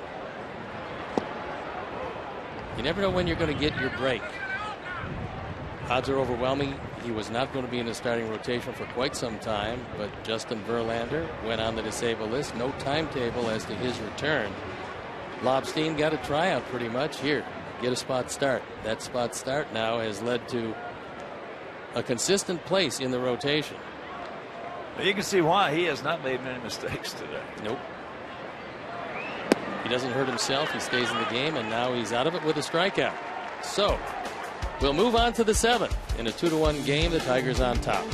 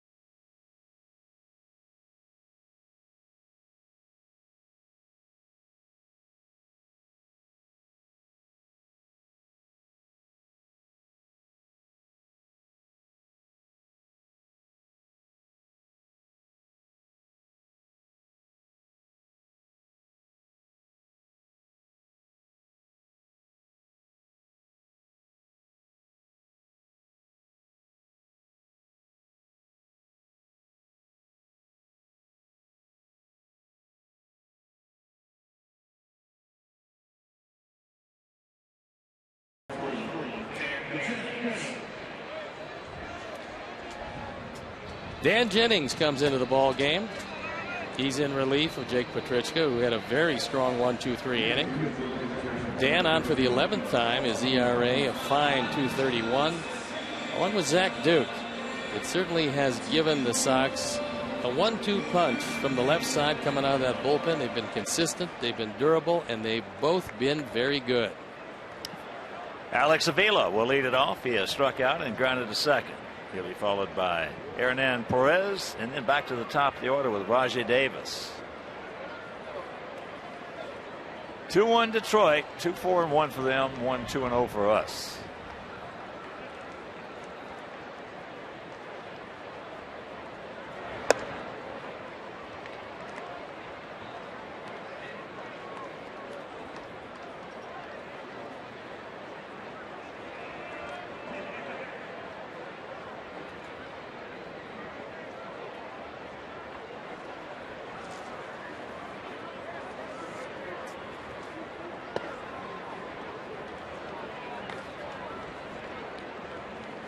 Do I know the count?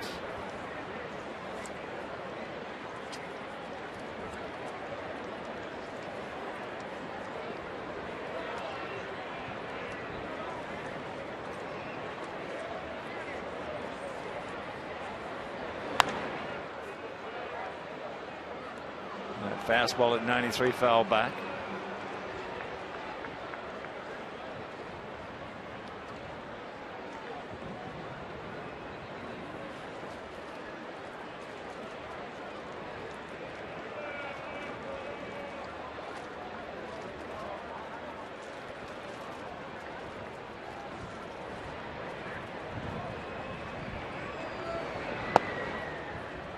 Three and one.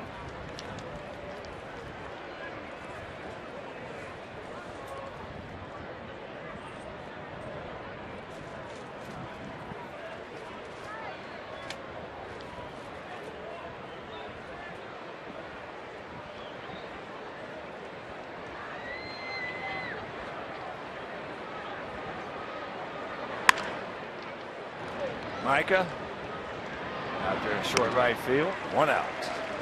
It's very tough to try to take one through that shift when the second baseman has all the room in the world in the outfield. And Avila tried to pull it, and for the second time, the shift got it.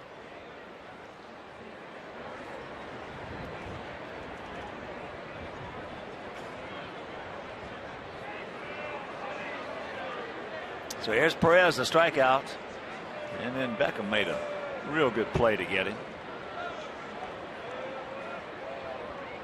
Gordon has thrown some weather down there at third.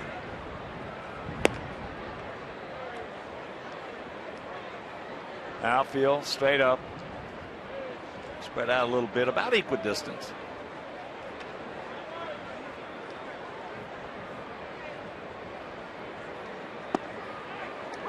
One and one the count. I like the fact that Gordon is over toward the line. Not usually because Perez is a dead pull hitter, but because Jennings likes to use his slider. Last two times out, it was well over 50% to right-hand hitters, which means more times than not, they're going to pull the ball. Little broken bat. Two down. That time he sailed a fastball at 94 right in on his hands. Yeah, Gordon is probably as smart a player as there is on that field. He's got a pretty good idea about the propensities of the pitchers and where you want to set up. He realized there was a bunt possibility, so he came in front of the bag. And he knows how to play the game.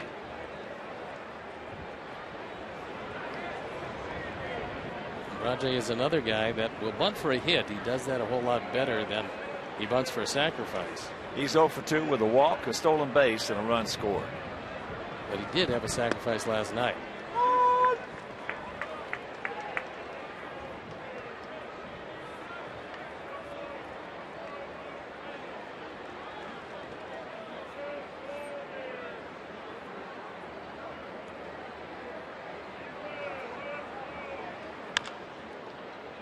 Gordon makes his own hop, throws him out. Nice inning for Dan Jennings. 7th inning stretch. We trail it 2-1.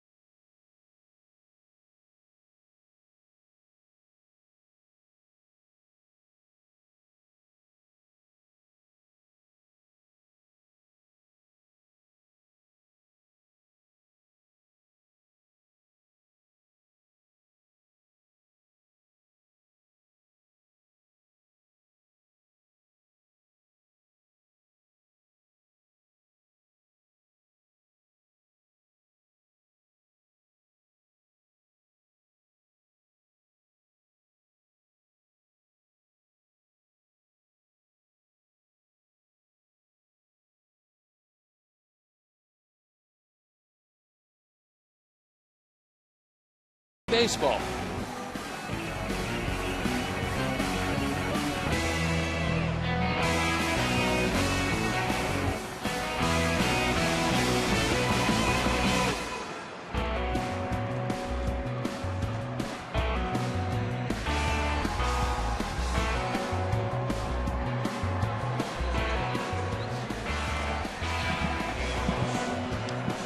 Stevie, we got some work to do against a tough, soft-tossing left-hander.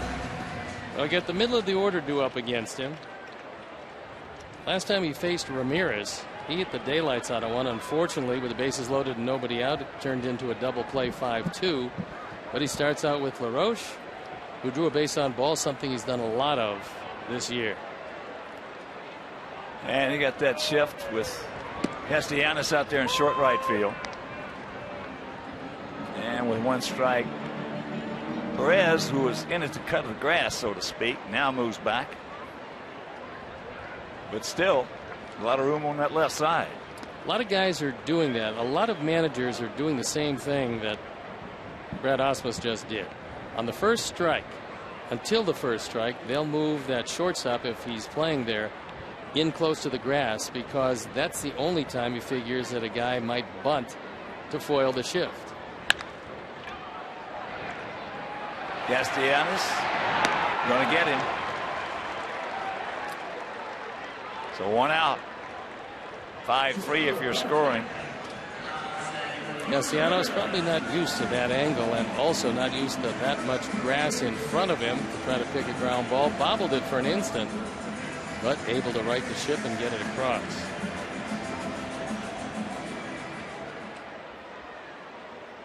So here's Alexei. He's 0 for 2. He's grounded to first. Then with the bases loaded, hit a shot down to Castellanos. Hit it hard. Stepped on the bag, came through home to get the double play. First pitch strike. Tiger Corners believe that Alexei is a candidate to bunt. Cabrera in at the cut of the grass, off the bag at first. Castellanos moving toward the plate. Yeah, Cabrera plays, for the most part, on right-handed hitters way wide. Yeah, and that positioning cost us a run off the bat of Beckham. Well, he's daring you to hit the ball down the line. Defensive charts show that there's many more ground balls hit off the line than down the line from a right-hand hitter. There's a shot, just fouled. Dadgummit.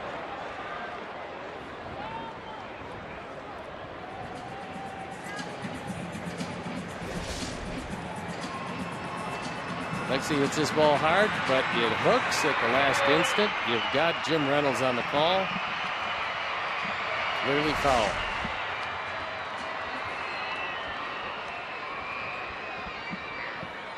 Minnesota won another one. Glenn Perkins picked up his 10th save of the year. They beat Oakland 6-5 to move to 16-13. After starting out 1-6. We were able to give those Twins a whole lot of confidence. They started feeling pretty good about themselves in that 4-game series, winning short but 1-0, winning big in a couple of blowouts. They've carried it over. Well, baseball is trends, you know that. Best thing can possibly happen to any baseball team is their own belief that every day you come to the ballpark, you are better than the other team and you're going to find a way to win. It takes a while to build that up. If you do achieve that, you're going to be in very good shape. Well, that's an either-or situation. And there's a base hit. Well, both grounders hit hard. One by Adam LaRoche, now by Alexei, and that'll bring up Beckham. First and 30, Gordon. And this ball hit in the hole. So Alexei's had probably as good a swings as anybody against Lobstein, and now Gordon has seen him twice. Well, that's one of the hardest hit balls we've had when Alexei hit that one down to Castellanos.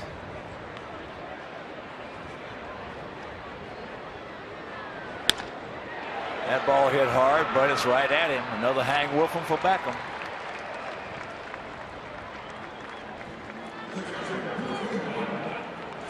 He is barreling it up right at somebody.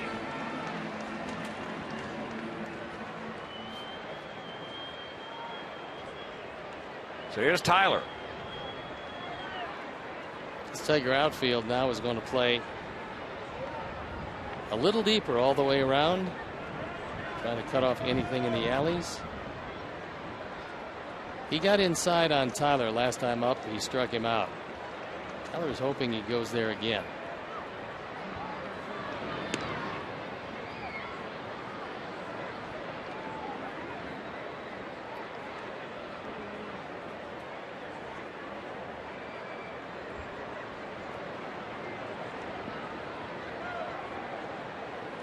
Zach Duke loosening up in the pen.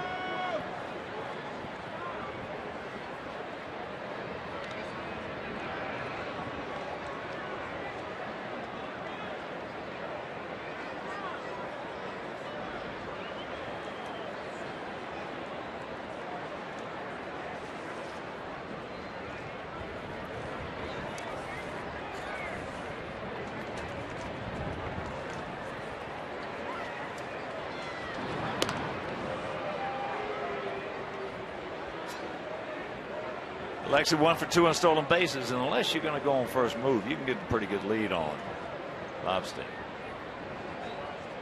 Really doesn't have any deception on his move to first base. No, the only thing you pick you away, you pick you off is if you're going on first move.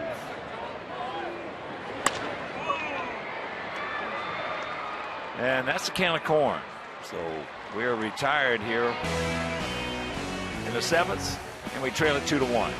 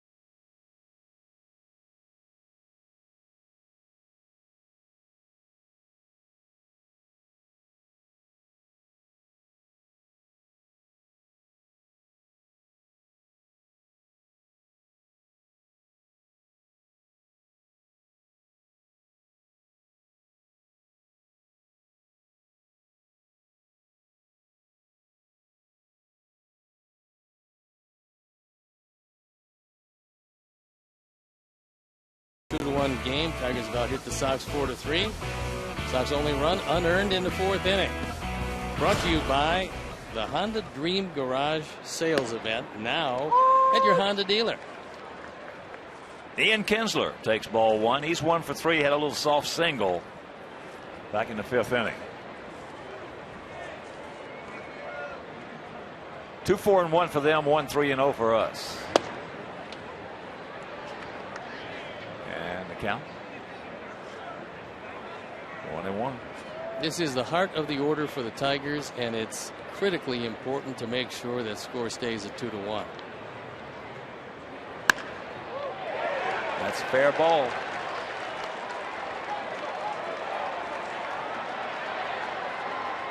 So the leadoff double. That's very much like the Ian Kinsler when he was a leadoff hitter. Getting a fastball in the zone and absolutely unloading on it. Doesn't matter how fast you throw it. This guy's got a quick bat. Took it right by Beckham.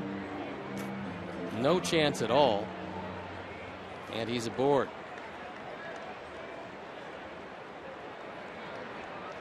Doesn't matter whether Melky catches that one or bobbles it briefly. Kinsler's going to be at second base. So here's Cabrera. He's 1 for 2 with a run scored and an RBI. They're going to put him on.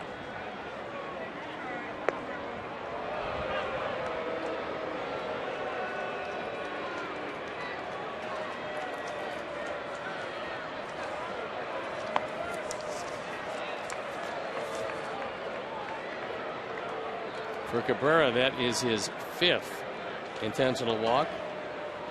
Only Victor Martinez has more. He's got 6.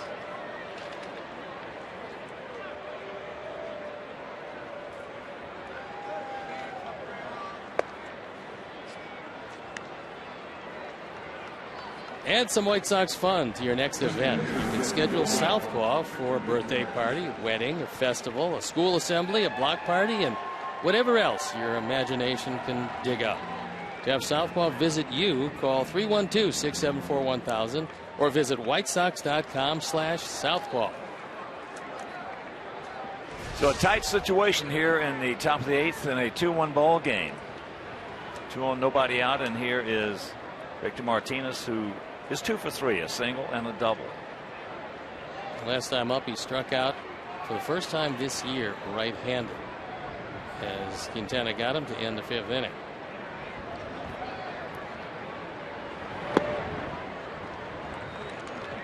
Takes ball 1.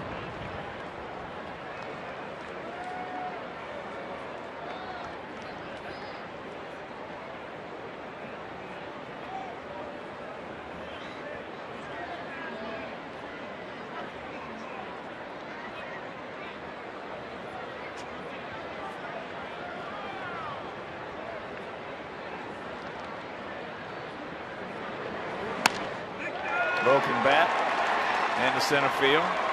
Kinsler, he's going to score, and it's a 3-1 ball game. Still trouble with nobody out. RBI number 14 for Victor.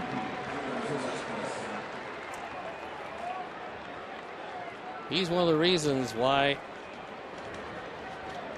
his health is imperative to the Tigers, because he gives protection behind Cabrera.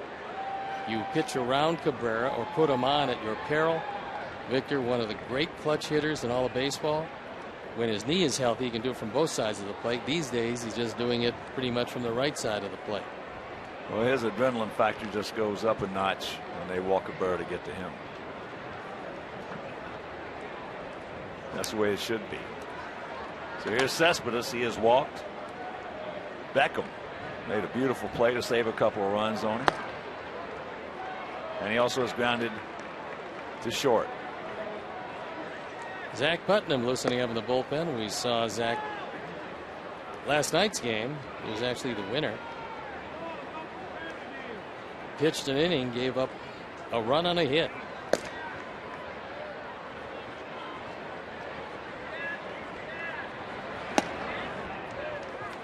Oh, 2 the count.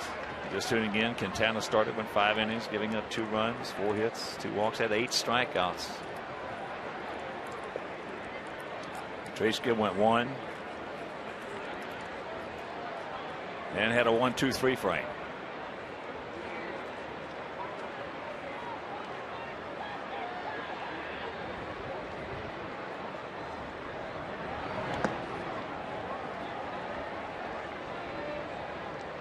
It was a good stop by Tyler Flowers as that ball bounced in front of the plate.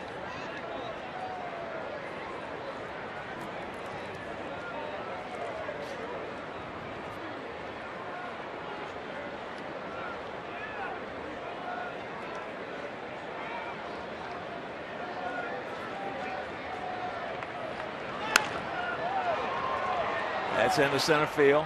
Cabrera going back and tagging. He's going to give it a go, and here's a throw. If it was on the money, they had him, but it wasn't. But a good job of backing up by Jennings, because if he's not back there, at least one more is going to score. Because the throw airmailed Gordon, Adam had plenty on it, but it went over his head. Probably a one-hop throw would have been better served here, because Cabrera doesn't run well, and he had a shot at it. If it's anywhere in the vicinity, he's out, but he's not. And they're going to put J.D. Martinez on. So the second intentional walk of the inning.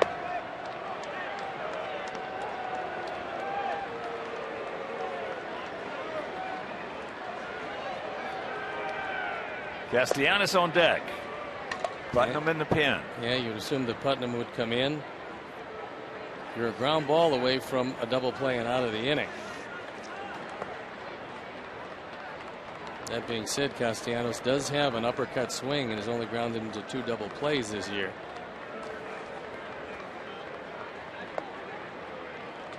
But he grounded out to third in the 6th. And here comes Coop. And while he's making his way, I want to thank Deb Merrill, our stage manager, who's been with us for a long time. This is her last game today. She's changing professions. She's leaving TV to go into business for herself, and that business is training animals, training dogs. We want to wish her the very best. She's a wonderful lady. Good luck to you. She's been great up here, and I'm sure she's going to be great at training animals. So, if you have an animal that needs training, regardless of what type of animal it is, Deb Merrill is the one to look up. And there's a look at Deb.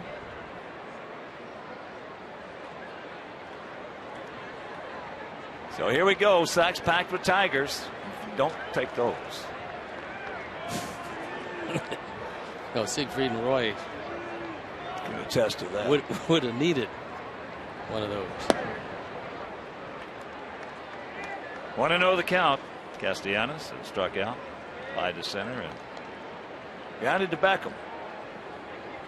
Infield, halfway, looking for 2.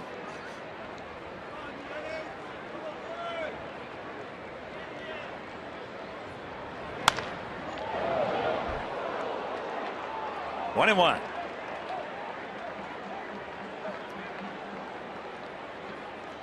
Three, 6-1 for Detroit. 1-3-0 for our Sox. Not the greatest speed around on the base paths.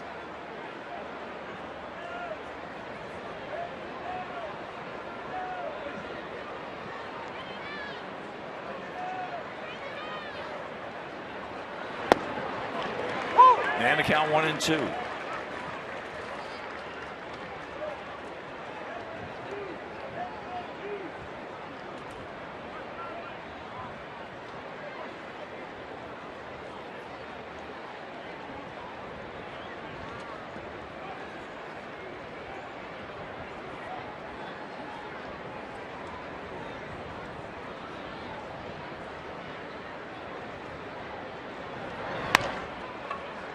Ground ball, and this foul.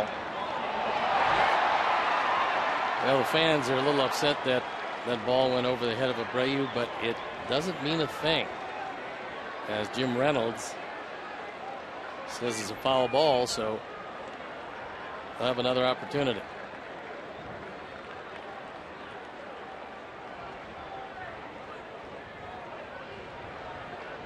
Appeared to go over the first couple of rows of the fans in the stands as well. Well, this is the first part, and it looked like Cabrera decided he was going to try to screen Gordon on that ground ball. Boy, he does have a lot of fun playing this game. Gordon had heard Jim Reynolds call foul, but the 1-2 once again, and that's flared right side. Souvenir.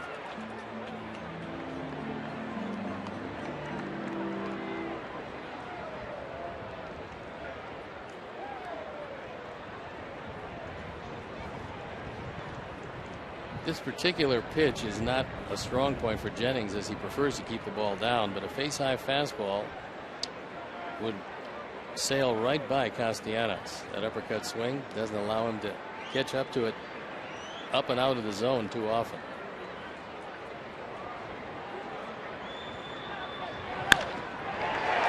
And that one was down. And it is 4-1. RBI number 9 for Castellanos. That in his hitting zone. He's going to leave for a pinch runner. That ball was down and out over the plate. And they've tacked 2 on the board. The pinch ran for him with Romine in the previous ball game. Let's see if it is Romine again. Yes, it is.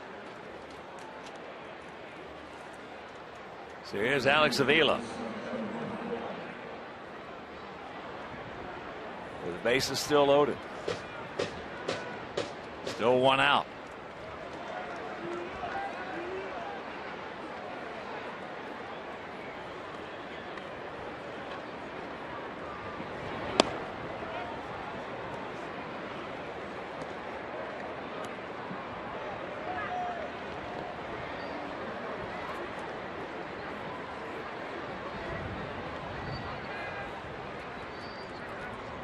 Tigers trying to salvage the finale of this 3-game set. Sox won the opener 5-2 and then won last night 7-6.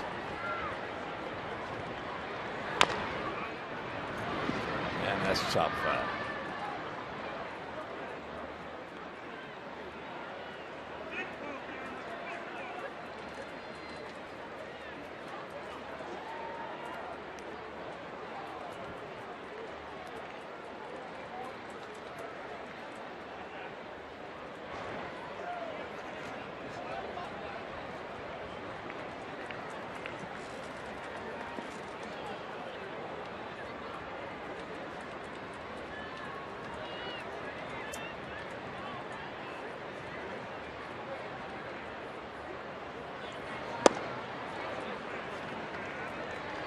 One and two.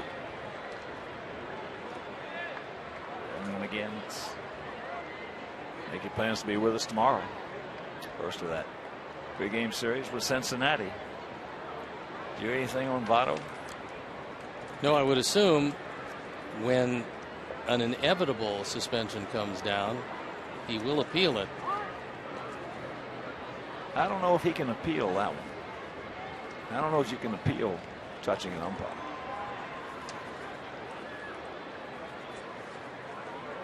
Well, I know a hitting coach that touched an umpire got 14 days, 14 games. Don't know what lies for Joey Votto. It would be a tremendous loss for Cincinnati to lose him for any time. Had a big bounce back year after an injury plague last season. This year he's hitting the ball exceptionally well. And if he's not around, it takes a whole lot away from that offense. Cincinnati a game over 500 playing Pittsburgh this evening. 1 out and the 1-2 pitch once again. He gone. Gas at 94. 2 down. And now Robin coming out.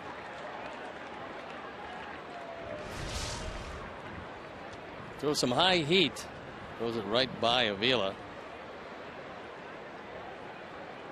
And that's going to be it for Jennings. So as he walks out, we'll step out and be back after these messages.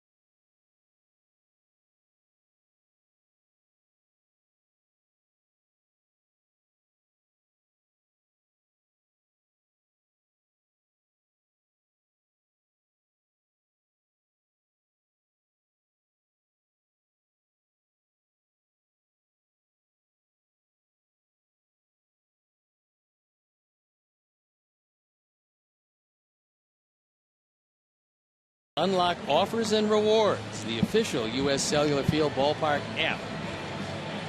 It complements and personalizes your trip to the ballpark with maps, mobile check-in, seat upgrades, and more. Download MLB.com Ballpark today or visit WhiteSox.com/ballpark app to learn more.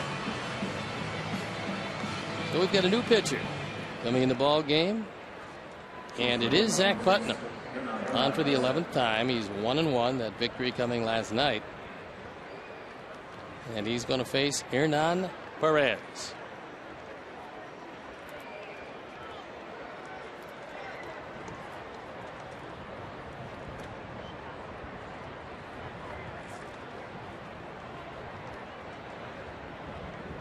So the sack still packed with Tigers. Perez 0 for 3, a strikeout. Gordon Beckham made a good play to get him. And that pitch is popped up. And the wind has it. But Tyler stays with it and makes the play. And that'll retire the side. So Zach, good job. 1 pitch, 1 out. Got him right where we want him. But they lead it 4-1.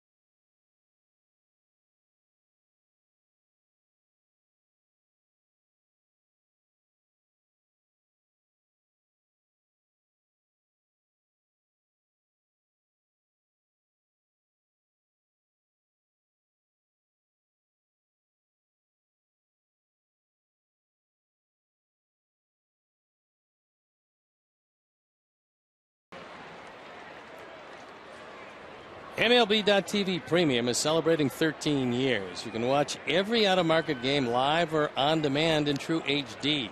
There's real-time highlights, live look-ins, pitch tracking widget, and more. Blackout and other restrictions apply.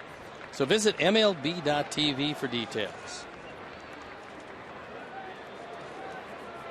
Here we go. Micah Johnson to lead us off here in the bottom of the 8th. He is 0 for 2.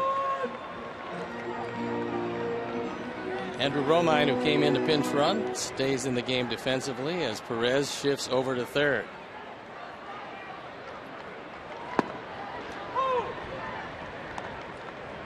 Very quickly 0-2 the count. A couple of right-handers loosening up for the Tigers down in the pen, which would set a scene under the right circumstances for Conor Gillespie. Any trouble this inning, we'll probably see Nesbitt, who we saw in the first 2 games of the series. If not, they'll bring in Soria to try to nail it down. And there's a look at the man who took over when Joe Nathan went down, Joakim Soria. And he's been a good one. He was a good one those years with Kansas City. Had some tough times as he moved out of the closer role. Had surgery. Now he's back in the closer role and he's thriving. Well, if he were having a bad year, Tigers would really be in trouble. It would indeed.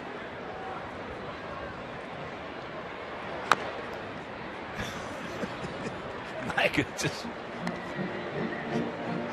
fighting that pitch off. To this point, he just hasn't seen the ball very well. Tried to bunt his way on and popped it up in the 5th inning. Well, considering we only have 3 hits, none of our guys have. That's in the hole. Romine, no chance. That'd be a base hit and a good way to start off the 8th. Early in the season, Micah was hitting the ball in the air a whole lot. Todd Steverson got to him and said, son, with your speed, hit some ground balls. Use the whole field because you're going to be able to beat out a lot of infield hits. And this time, a good play by Romine, but he's got no chance. Well, in years past in Pittsburgh, they had a hitting coach named Dixie Walker. And he took a guy named Matty Lou, who was a little guy, but he could run. But he had big power. And he got him to choke up 3 inches on that bat. Made him, through a lot of work, hit nothing but ground balls, ground balls, ground balls, ground balls. And he turned in like a .330 hitter. He won a batting title. Yeah. Dixie Walker.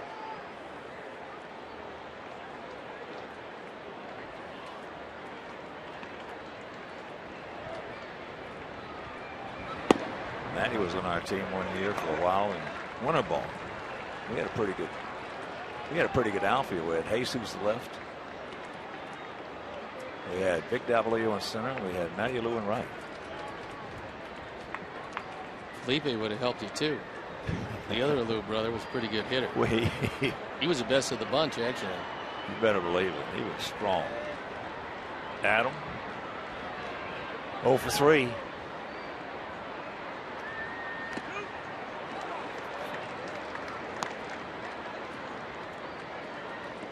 Two and 1 to count. Pretty impressive numbers to this point for Kyle Lobstein. So he will have gone at least 7 innings his last 3 starts. He went 6 innings to start before that. So he has done what Brad Ausmus wants him to do. Keep them out of the pen. Uh-oh.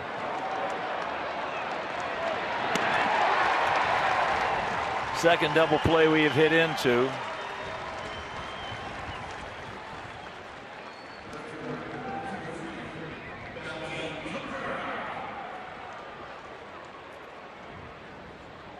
That'll bring up Melky. Melky 0 for 3. And he has scored our only run.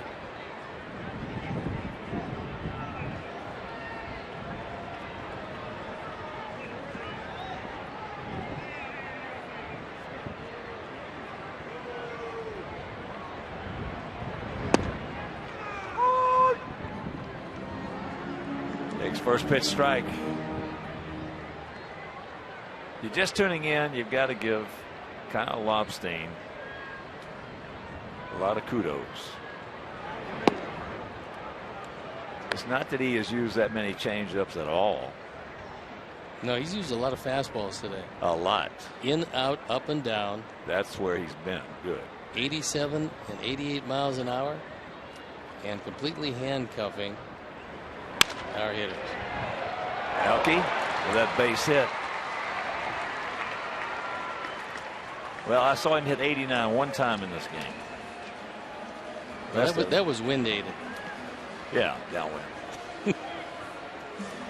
So here comes Ausmus. Well, Melky kept it alive, and for Melky, that's just the 3rd base hit from the right side this year in 31 at bats. But he keeps the inning alive. Lobstein will depart. A fine job, and Soria is coming in, so we'll step out and be back after these messages.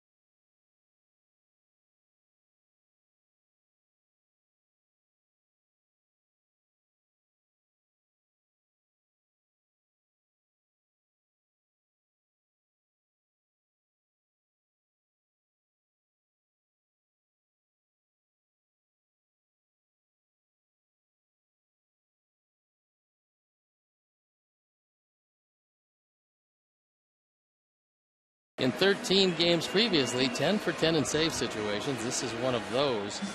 He came over from Texas last year. He was pretty good, 17 saves with the Rangers, but he was used as a setup man when he came over and didn't fare very well. This year, moving back into his familiar closer role, he's thrived.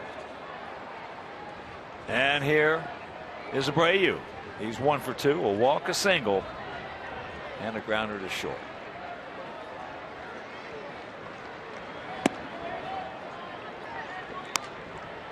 Terrific job. One of the better jobs we've had against us this year by Kyle Lobstein.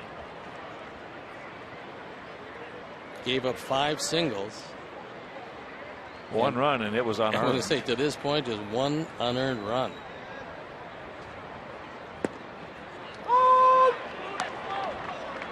There's a strike to even the count at 1.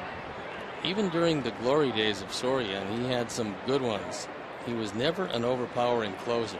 Always had a good arm, but he depended on pinpoint control and a pretty good curveball.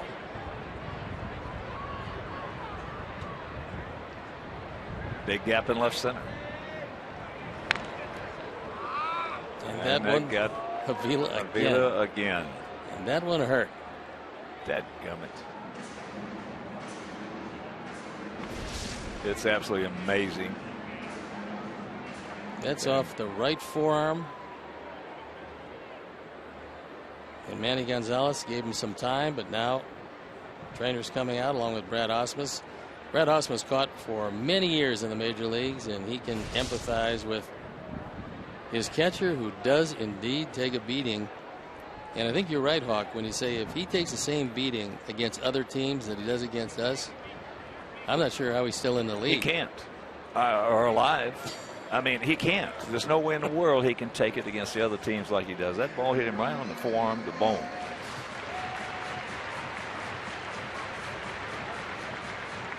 Tell you one thing, he's got a high tolerance of pain. I don't think you can play that position without a high tolerance for pain.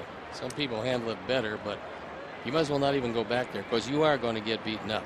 I'll tell you what, as I said it before, toughest I ever saw back there was Pierzynski.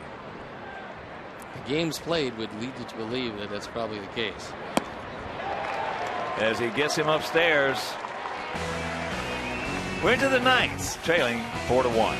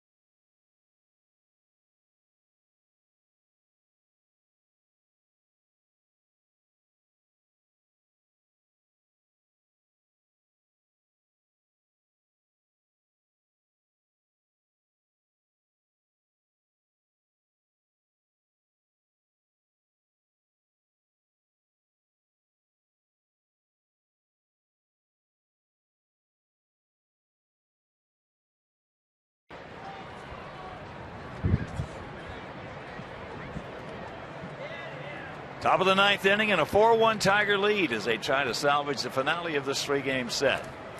It'll be the top of the order. Davis, Kinsler, and Cabrera face Zach.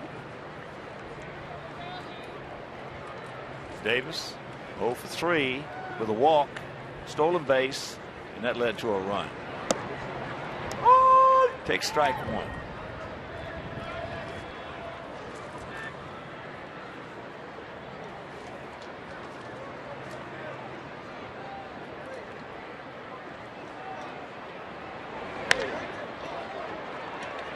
That's a can of corn.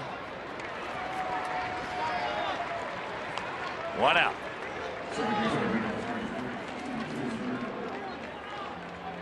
So here's Kinsler. He started off that 2-run eighth with a double leading off the inning, so he didn't have to worry about any responsibilities of the 2-hole. He got a fastball and jumped all over it. He had bat before, he took 2, giving Rajai Davis a chance to run. Takes ball 1. Once again, a reminder, make your plans to be with us tomorrow night, first of a 3-game set against the Cincinnati Reds. Hector Noesi against Jason Marquis. 2-0 on Saturday. Now Saturday is a 6:10 game. Carlos Rodon against Johnny Cueto. That one should be a dandy.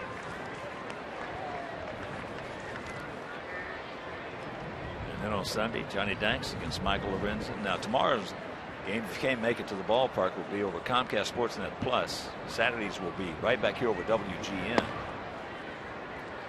And Sundays on Comcast Sportsnet. And after the game on Sunday, we'll bust it up to Milwaukee. Start the 3-game set against the Brew Crew.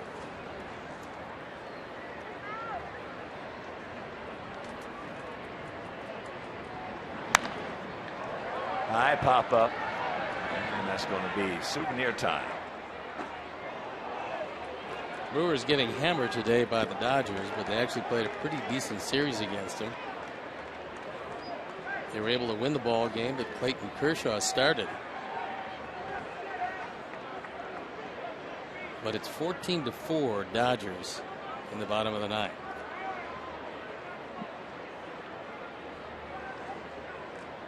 Cardinals beat the Cubs 5-1 in St. Louis. And he gone. We'll take it. 2 down. Kinsler a little unhappy with this. Felt it was low, and he might have had a point there.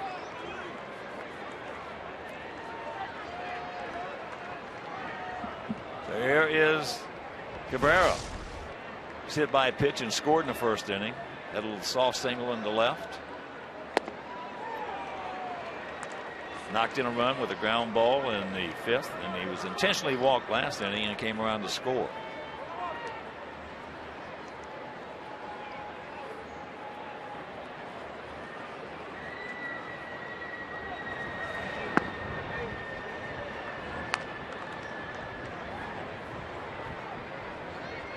For our guys, Garcia, LaRoche, Ramirez, Beckham, Flowers.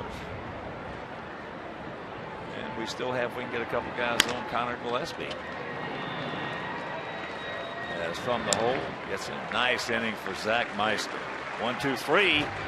Go to the bottom of the 9th. We need 3.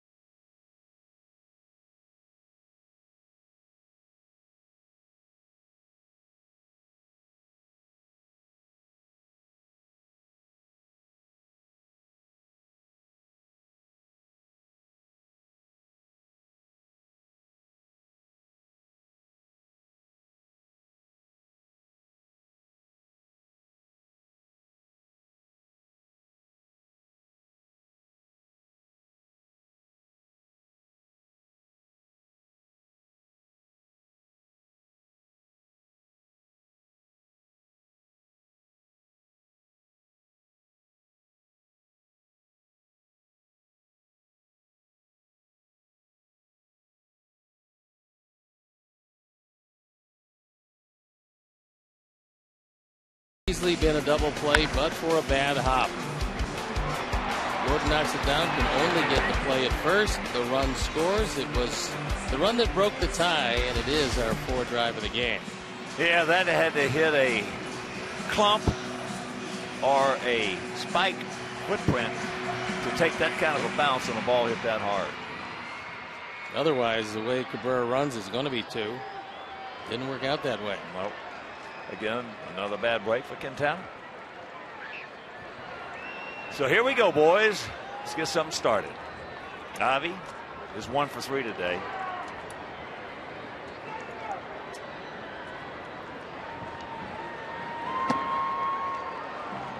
Little 2-part swing there, and the count 0-1. To right-hand hitters, Soria throws strikes 75% of the time. He very rarely gets behind.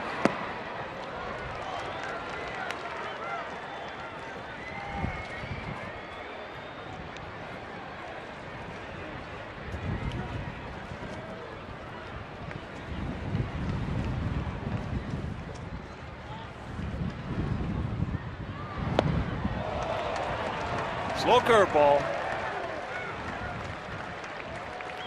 1 out. He set him up with fastballs in perfect spots, and then we told you about that curveball. Took something off. When you're ahead of a hitter, it's a devastating pitch. He had him out front, and he got him. So here is Adam. He's grounded to first, walked, and grounded. It's a short right field where Castellanos at that time was playing.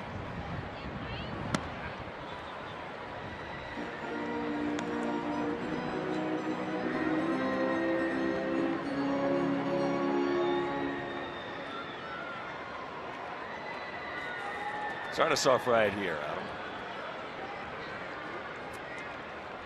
You missed that game last night, just tuning in to this one. We were trailing 6-3, bottom of the 8th inning, 2 out, nobody on. And a base hit by Johnson, another base hit by Eaton. 3-run homer by Cabrera tied it. A base hit by Abreu, base hit by LaRoche. And the game-winning hit, a base hit by Avi Garcia.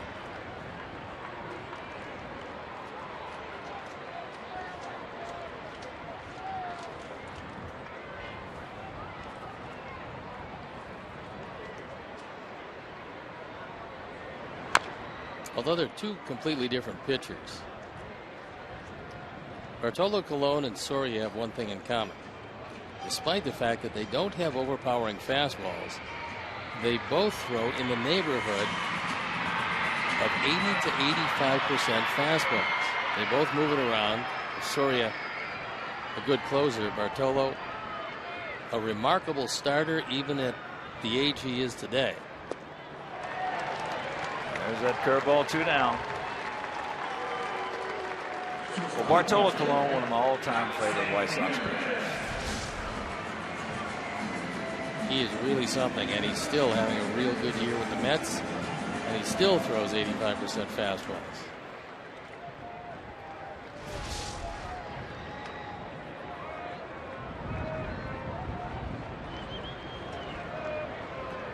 Ramirez.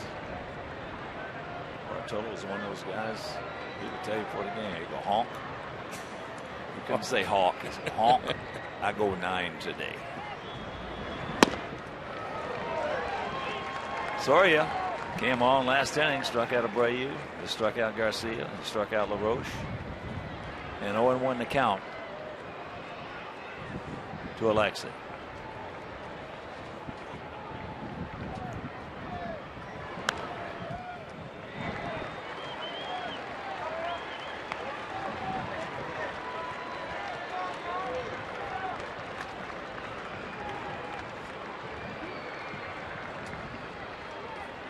This is shades Dennis Eckersley right here.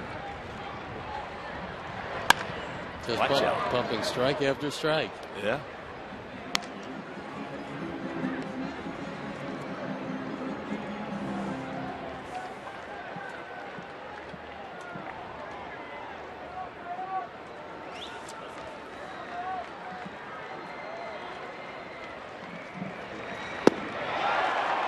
slow curveball. He strikes out all 4 men he faced, and this ball game is over. So we take game 1.